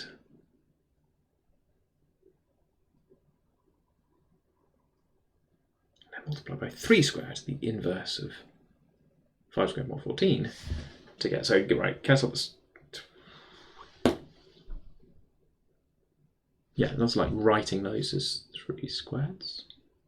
Yeah, so instead of writing 1/5, you write 3. Confusingly, there's also a number 3 here, but instead of writing 1/5, you write 3. So this becomes a 9, and this becomes 7 times 3 squared. And that's all right, isn't it? Good. So there's 1 mod 14. Is that good? Right. Yes, they're multiplied up by 5 squared, which I find very confusing, because then did they get lucky that there was a 1 on the right hand side after multiplying up? What were they doing? Oh, they multiplied by the inverse, so it killed it off. Right, okay. On the right, something confusing happened, going up and down. It changed to 25 and then back down. Okay, never mind. Whenever 5 has a multiplicative inverse mod n, which is whenever n is coprime to 5. Yes. Whenever 5 does not divide n. Okay. And we found another one which doesn't have 5s in the denominator, has 3s. So whenever 3 does not divide n, finding a multiplicative, that's 3 mod n. Yeah, so I've underlined this because I'm not sure how much I care about finding solutions mod n. I'd kind of like to find just solutions to equations, not mod n, but never mind. Okay. So, oh right, there remains a possibility that n is divisible by both 3 and 5, and now Chinese remainder theorem. So, for example, 30. One factor is not divisible by 3 and the other is not divisible by 5. Not divisible. Yeah, put all your 3's in one bucket and all your 5's in the other bucket. Okay, you got the number 2 in there as well. But that's fine, put that anywhere. So first find a solution, mod 5.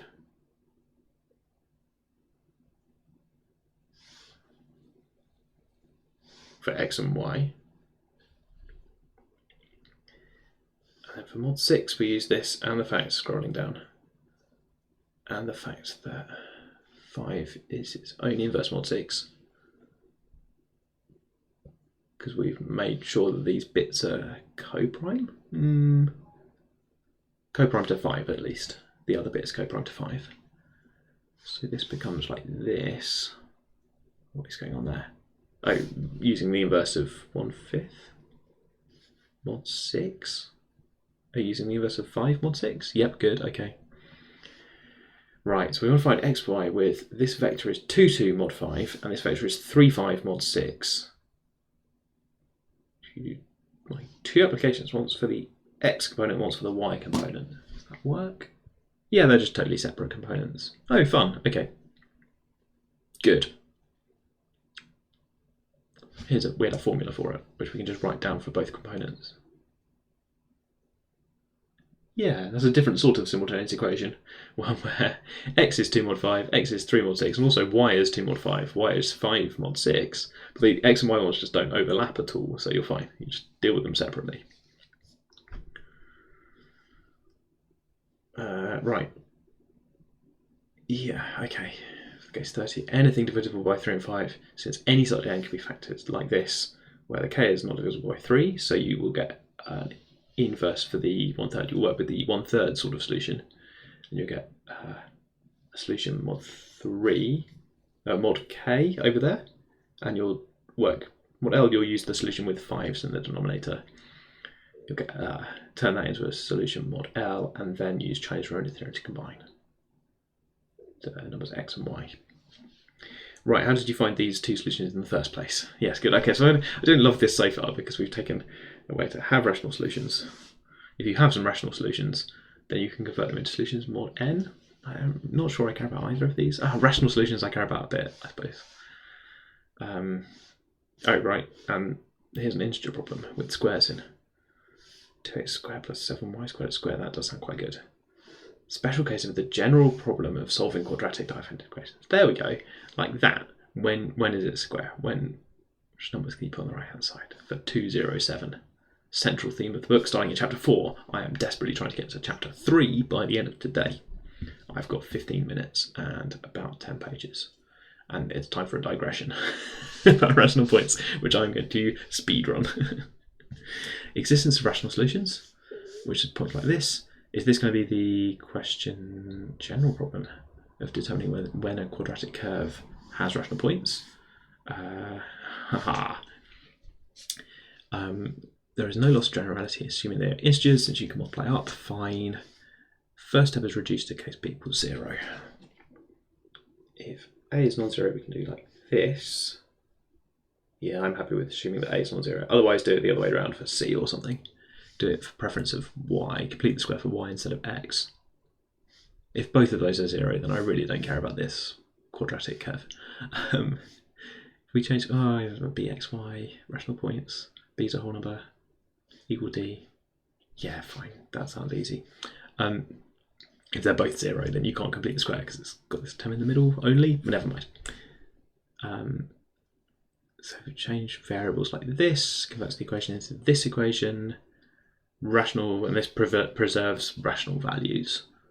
Let's just say this. Change variables to reversible like this. Fine. Yeah, that looks okay.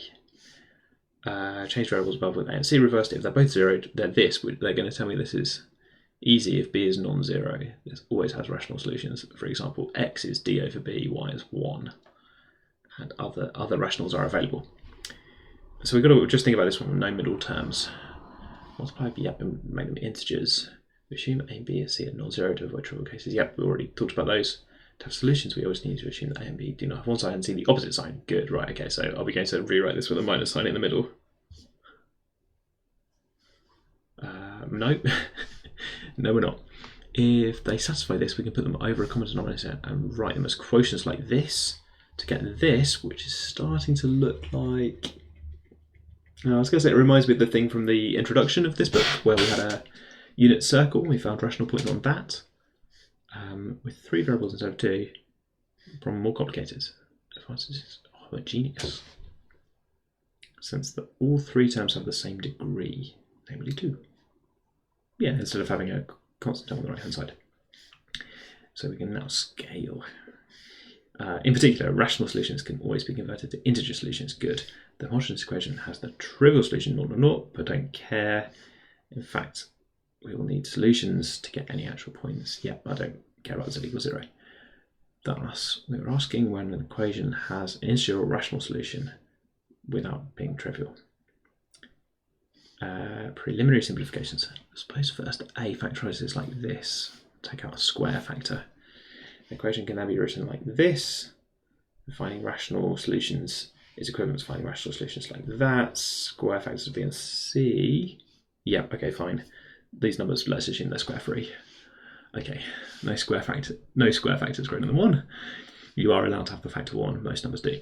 If all 3 coefficients have a common prime factor, yeah, divide, fine, okay, tidy everything up. Assume no prime divides all 3 coefficients, could have that 6, 10, 15 problem we saw before. If p divides 2 of the coefficients, still simplify. By multiplying by p. Multiplying both sides by p. To get, and now you've brought in the p's in here, like this. This is a simpler equation in that between them, p only appears in one of the coefficients now. I don't know about this, mod a, b, c. Oh, you've moved on the p, okay. Still has square free coefficients, so we could assume that the divisor p of a and b was not also a divisor of c. By the same reasoning, we can arrange also that a and c are coprime and b and c are coprime. With all 3 coefficients still square free, whatever. Okay, good. Now, Legendre's theorem as described in chapter 0, stated here, has an integer solution exactly when the following conditions are satisfied. AC is a square mod B, BC is a square mod A, and negative AB is a square mod C. And A and B do not have the opposite sign from C. You know, not both of them. That's fantastic. I love that. That's really good. Sort of simplify things down and then ask if you can build squares. Square mod B. Fun. Are we going to prove it now in 5 minutes? Probably not. Oh yeah, you can deal with this minus sign by bringing everything on the left hand side. And then there's minus signs everywhere. Fine. And you have to say that they don't all have the same sign. That is much nicer actually if you bring it on the left. Okay. C goes to minus C in between some of these equations. This is not the same C. This is negative of the one we had before. Oh, we are going to prove this. Okay, fun. Right, speed running the proof. Let's go.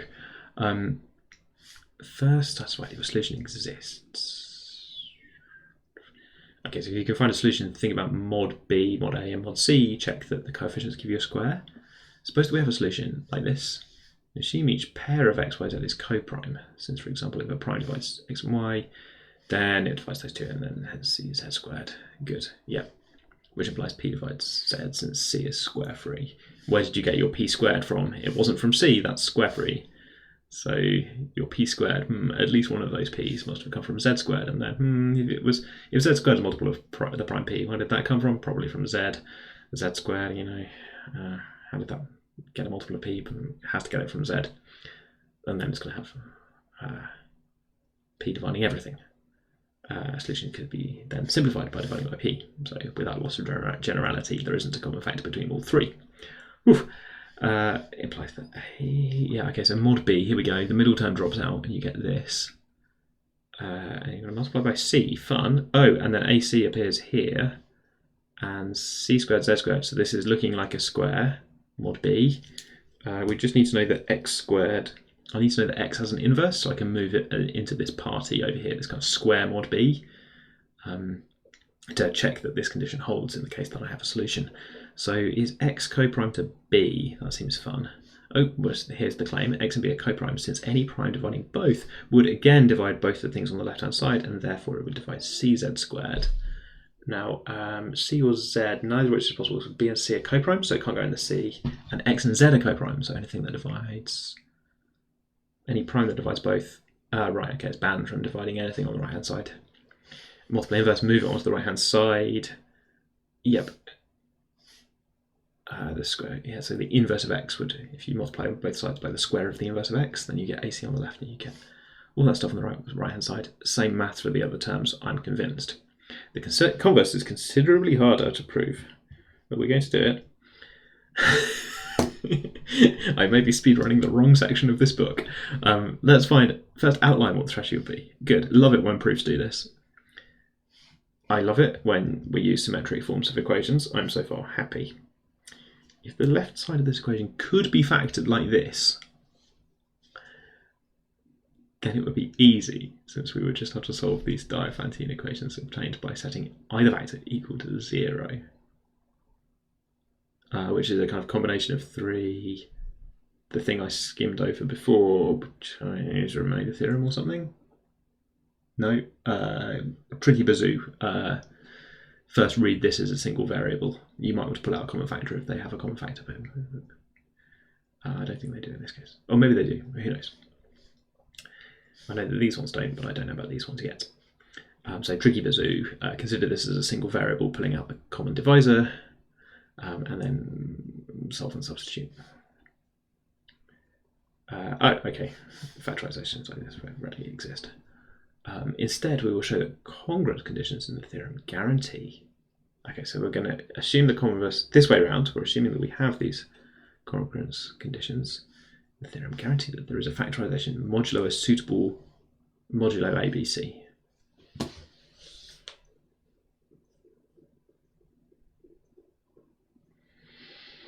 Interesting. There is a factorization modulo ABC. So then modulo ABC, you can start talking about whether these things... does that mean that one of the terms is 0 mod ABC? I don't think it does, because this could be 0 mod AB and that could be mod 0.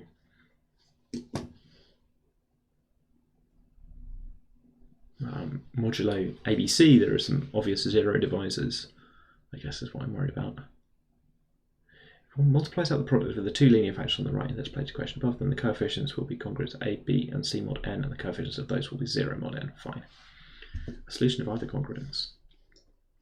Say this.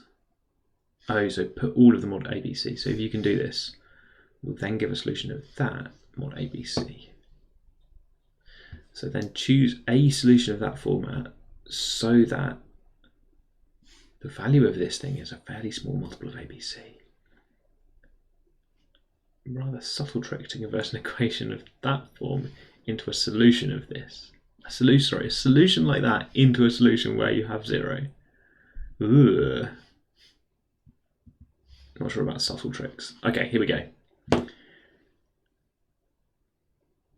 To factor in mod A, we just need to factor this stuff. That looks impossible, mod A. But we have some congruences. So mod A, we can do some tricks. Multiplying it by B gives us this stuff, and we know that this thing is, what did we say this was? A square mod A, or up to a minus sign. Okay. So minus BC is R squared mod A. So we now have this thing. Oh, is it going to have that minus sign in? That would be nice. Yeah, B squared Y squared minus R squared Z squared mod A. Okay, so this condition with the minus sign and the square is going to help us factorize this. So it factorizes like this, mod. So the expression factorizes like this, mod A. So inverse B prime mod B inverse mod A. So after multiplying the congruence by B inverse, we have the desired factorization. What? Why did we have to multiply? I thought this was good. Why did we multiply? Oh, to get the leading coefficient right. And we wanted B squared. And then... yes, right. We multiplied it by B up here somewhere. So we should undo that by multiplying by B inverse so we get a genuine factorization of the thing that we started with without the B's in. So there is a factorisation where the coefficients a1 and a2 happen to be 0, but this won't matter for the rest of the argument. Fun. Okay. A similar factorisation of b and c with possibly different coefficients. Yeah, that's worrying me quite a lot. No, Chinese-Remainder theorem applied to the coefficients. A single choice that works all of those mod all of those numbers. That's brilliant. That's a really good idea. So it's sort of like the lesson here for me, I think, is you can work mod A. If these things A, B, and C are coprime, then you can work mod A, which feels rather clumsy because you're forgetting about most of the detail of the problem, to get these coefficients of whatever mod A, get the coefficients right mod A, and then Chinese remainder theorem just lets you combine together your solution mod A, your solution mod B, and your solution mod C to say, oh, there is some solution that does all of these things all at once, mod ABC.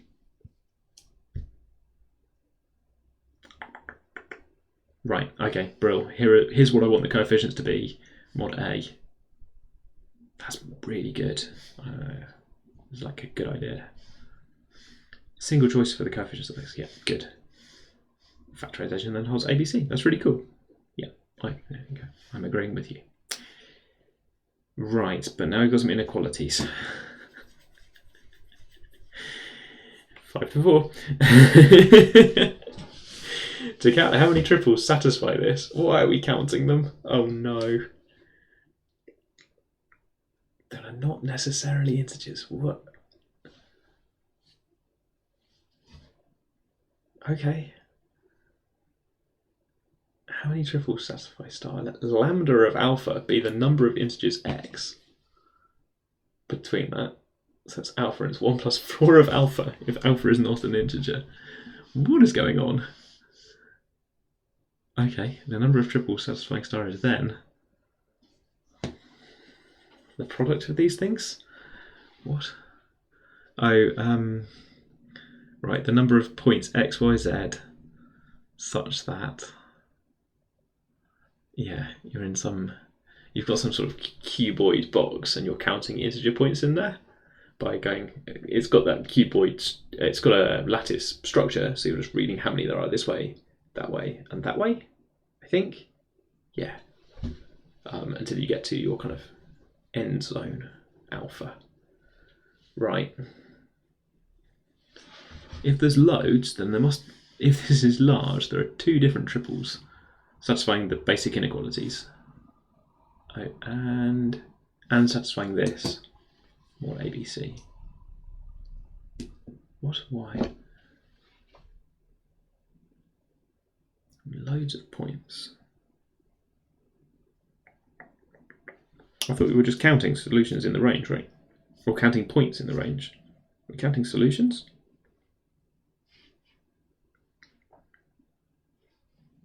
Yeah, we're just counting how many do these inequalities, which is quite a lot.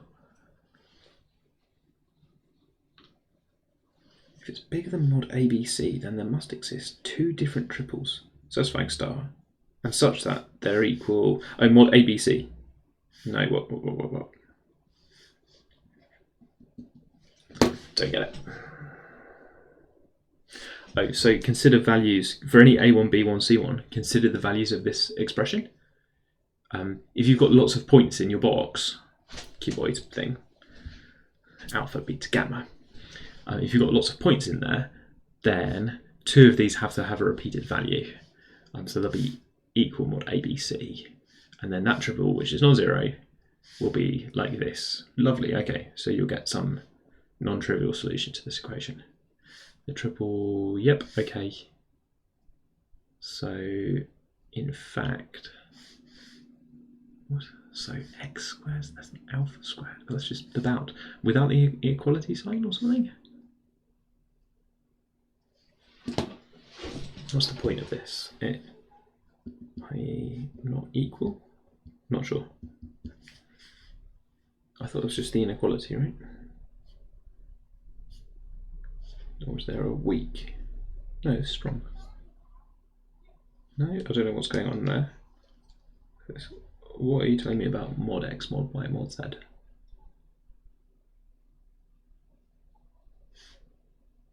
This one. ABC. What's A1, A, B1 and C1? Oh well. So I didn't get that either. Getting there with this, but I don't get that bit now. For this triple, we have this mod ABC for the factorization. I don't understand this mod stuff. I thought you had this for any points inside the box.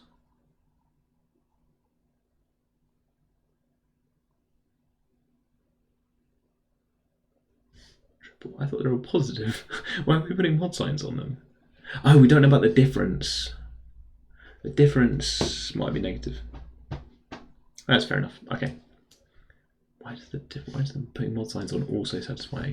Oh, it's also satisfy star, but star just means the inequality. The difference is small. They're just saying that if you put mod signs on, the difference is small and positive. So you can make this statement about the size of the numbers, allowing for negative numbers. Okay.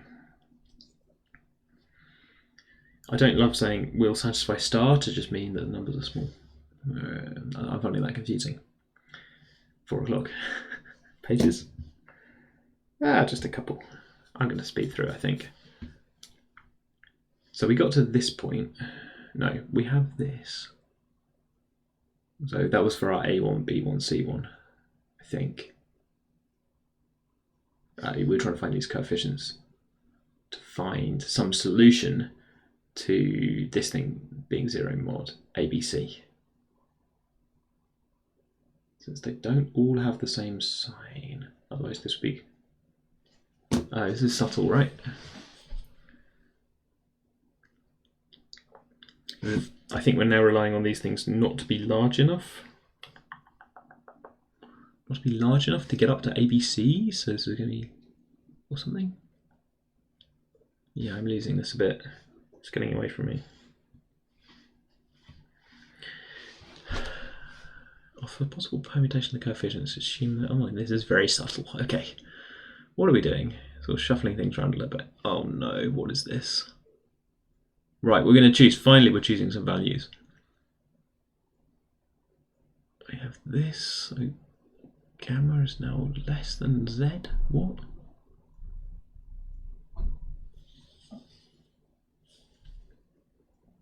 C is negative. Right, great. So we've taken this inequality and multiplied by a negative number, so that's why it's over here. So that this is less than this. It's less than or equal to this expression. Allowing for... No, yeah, because we've added ax squared plus by squared because those are now, we've decided positive numbers. And then the next number here, so don't worry about that. And then x squared and y squared, these things positive, so we're all okay with these inequalities. And now you're going to tell me that we can just set these numbers so that the left-hand side and the right side. Oh no, I was hoping they'd be equal and squash everything together. I don't know what we're doing. Minus mod ABC is between this and 2ABC. Oh, this is blimey. Okay. So we're trying to, I think I want this to be 0. And we're trying to bound it. We know it's 0 mod ABC, and we know, I'm still worried that it might be the number ABC, because that's still in this range. Yeah, there we go. It might be 0 or it might be mod ABC. Yeah, that's right. The positive number is in the range. Mod signs, good. These chosen values of alpha, beta, gamma also give this product. So the earlier thing like this becomes, you need to take, oh my goodness, this thing, you need lots of points to run this argument. So this is fine unless, oh no, unless alpha, beta and gamma are all integers. Oh no, which is starting to look like that these things might be related to the squares of the other two. Since A, B and C are co-prime and square free, alpha, beta and gamma are all integers only when A, B and C are plus or minus 1. No, don't get it. A, B, C are co-prime and square free. Yeah. Alpha, beta and gamma are all integers. These things are all integers. Right, so these things are square free, so it's unlikely that the product of these things would be a square, because any prime can't appear in B and C because they're co-prime, and it can't prime P squared in B because B is square free, So it's quite hard for these to multiply together to give a square. How are you going to get a factor of 4 in here? You can't put the 4 in B, and you can't put 2 in each number. So you've got to put 2 factors of 2 in there somewhere. It's impossible. So this number has to be plus or minus 1. So, and then if all 3 of these are plus or minus 1 for the products of these things, pairwise products of the 3 ABC numbers, then you've got plus or minus 1 in some order. Right, in this equation it's just this, which has obvious integer solutions. Ooh! It's a famous equation down here. X squared plus y squared minus z squared equals 0. That's Pythagoras. All that remains to deal with is the possibility that we've got ABC, the thing I was worried about, or positive ABC. So, in fact, that means that this thing would be negative ABC for some reason. What is going on there? Oh, because I know that ABC is negative, so this mod sign just means negative. Good, no clever stuff going on. Just thinking about whether things are positive or negative. Now, here we go. This is going to be mad, isn't it? This is going to be absolutely mad.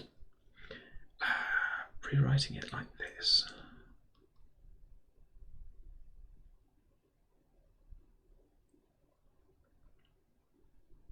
Which way round are we going?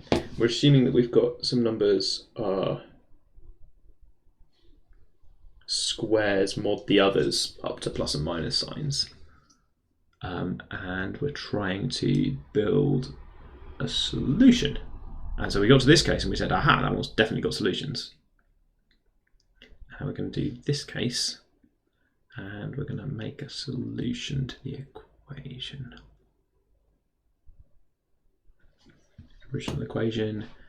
I think I wanted this to be 0 on the right hand side, so we're going to do some trick. Maybe changing a number by 1 or something? Probably not. Rewriting it like this, yes.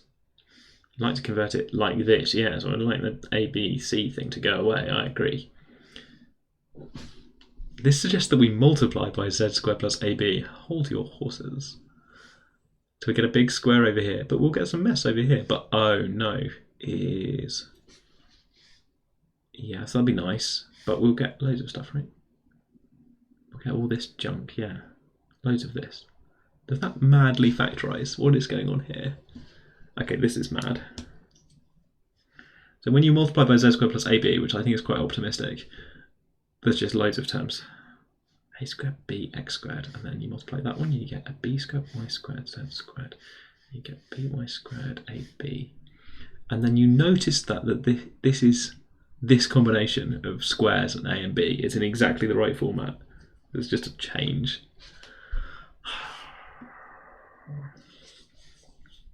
It just factorizes. That's arcane and weird. So then you have a new solution. If it was minus ABC, then right, just shuffle the letters around a bit and generate this new solution: xz plus by using your numbers: xz plus by, yz minus ax, z squared plus ab. What? That's crazy. Not the trivial solution, since this new number that you had. Yeah, it's definitely not 0, 0, 0. That is crazy. And this is going to be an application of the thing that I find very difficult, isn't it? So this tells you when. So reading the conditions again in the theorem. Precisely, AC is a square mod. I prefer this symmetric one down here, which asks me when is AC a square mod B, and similarly other things. So I'd like to know, is AC a square mod B, because then I can write down solutions to equations that look like this. Quadratic. Looking for rational solutions to quadratic forms. Yep, good. Okay, getting there. This is rectangle. It's got cuboid, alpha, beta, gamma, with side length square root, mod AB, and symmetric. The other ones. Oh, that's just said syncing. That's a bit of a problem. I don't think it should do that live. Currently streaming. Don't do other stuff. We're crashing into the end here. To apply Legendre's theorem, which number the squares modulo a given number n? To be all the possible squares, fine. N equals 15, the numbers are like this. So the squares mod 15 are these quadratic residues. Only 6 of the 15 congruence classes mod 15 are squares mod 15. Here they are. This becomes tedious. Section 6.2, we will develop some theory, I imagine, to say where the quadratic residues are. Whether a number n is a square mod n turns out to be quite subtle. It's something like, I know modulo a prime, you do a test, I remember this. You raise it to the power of p minus 1 over 2 or something. And if it was a square, so something like a to p minus 1 over 2. If a is secretly in disguise x squared mod p, then this will be x to the p minus 1 mod p, which is 1 mod p. So you get 1 if it is a square, and there's some good reason why you get minus 1 if it's not a square. Can I remember what that is? No. I think you get minus 1 if it's not a square. Why do I think that? I'm quite confident about it.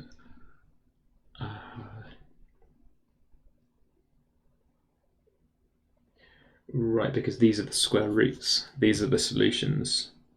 For every square, you have x squared equals y squared mod p, with x plus minus y mod p.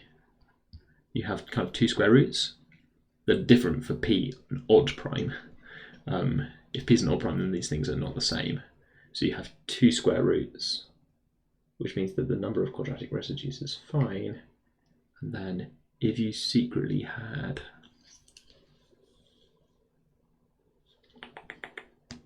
so this gives you the right number of things, I think. I'm almost there. So if something that's not a quadratic residue, why does it give you minus 1 under this test? Oh, because it has to be something that squares to 1, because even the non-squares, when you square them, yeah, so this thing, when you square it, when you square this thing, you definitely get, this definitely squares to 1 mod p. And there's only 2 things that do that, 1 and minus 1. If you have 1 here, it's because you were already at p minus 1 by being secretly a square. If you're x squared, then you're good. And if you weren't already a square, then that must be one of the ones where it's minus 1. And those appear in equal frequency, I think, because only half of them can be solutions to this. Yeah, it's another way of writing this where they're the solutions.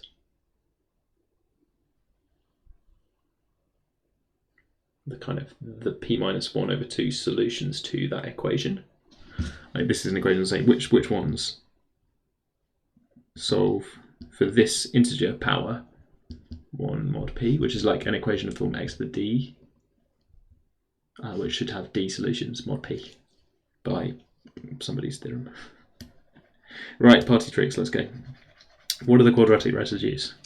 We will learn that later in section 6. It's good to remember how much you can remember sometimes. Okay, 4:15, not too bad. Overran a little bit. Picked up some extra viewers. Speedrunning Legendre's theorem. That was good fun. We've got a Desmos in chat. We've got some questions on the screen if you want to try some of this at home. If you want to try solving. So this was a new style of equation for me. The secret is to rewrite it like this. And first solve 3w plus 20z is 4, which you can do. And then think carefully about what to do with your w in 3x plus 4y world. If you want to solve pairs of equations, you could do that. We know a way to write down solutions now. Show that values approach infinity. Ooh, only finitely many numbers where 5n is small. That sounds fun. I'm going to think about that one, I think, outside of the stream. 5n is only small for only less than capital N finitely many times. For each n, find the quadratic residues for mod each thing up to 10. Fine, doesn't sound that fun. What's in here? Determine which curves. Oh my goodness. Each triple of coprime integers, ABC just runs 1, 2, 3, 4. So apply Legendre's condition to check your. So for a bunch of quadratic forms of 1, 2, 3, 4, 5 in here in some order, if that happens to satisfy the conditions in Legendre's theorem that we just saw, then you can check that and then actually try and find one. I think you can follow the steps in the proof, but that sounds quite hard. So we're going to go hard. I'm going to think about 5 to check that the Euler phi function diverges, and then we made it. Here we are. Next week. Am I in next week? It's now really funny if I'm not. Yeah, next week we get to talk about symmetries of the Fairy diagram. Various versions of the Fairy diagram on screen, various symmetries. We're going to have a quick look at Desmos. Possibly crashing my computer in the process. That's how I want to go. Oh, so I've got a star now. Does the star show me them? No, I don't know. Ooh. So this now zooms like this. If I move, then it stops zooming, which is nice. And if I'm ready to do some more zooming, I can do some more zooming and see what's this point in here. I should be reading off the continued fraction, shouldn't I? Go like that. That's going in here. As we go in, it's drawing more circles as it's thinking about other fractions. Oh, is it root 2 sort of thing? Star. Oh. Yeah, I think it might be. Good. So probably I should be calculating the continued fraction on the way in. Oh, look at this! Look at this colour bar thing resetting each time. That's fun. Stop. Oh, fun! Our new version is drawing extra ones. It should probably be stopping. It's listing. I guess that's all right. For the bit where it's got a list, it's going outwards. Maybe I should have made that initial list. Just for the prettiness of the picture, I should maybe make that initial list also depend on A and B. I did wonder whether I should have started with the empty list for q equals 0. That's probably much nicer, isn't it? I think, yeah, so starting with the empty list for q equals 0 is nicer, because then, yeah, it would draw all of these in, I think. This is going to break everything, but I'm going to do it. So if I start with the empty list for 0, then it draws in all of the orange points. There we go. Didn't break everything. Good, yeah, I did wonder whether I should start from the empty list or start from the first one I could be bothered to think about. All the orange circles in range. I think it's actually not drawing the ones outside. That's lovely. There you go. Forward circles. Version 3.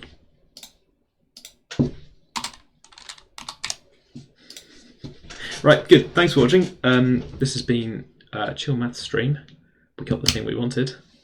I'm surprised there are a couple of moments in there where I really thought I was going to break Desmos, and then it didn't break in the way that I thought it would break.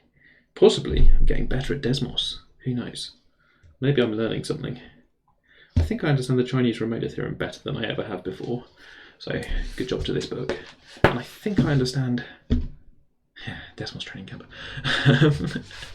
I think there are parts of that Legendre proof that I want to reread, not in a speedrunning context. Definitely going to go and think about Euler phi function. And next week we might think about some symmetries of the Fairy diagrams.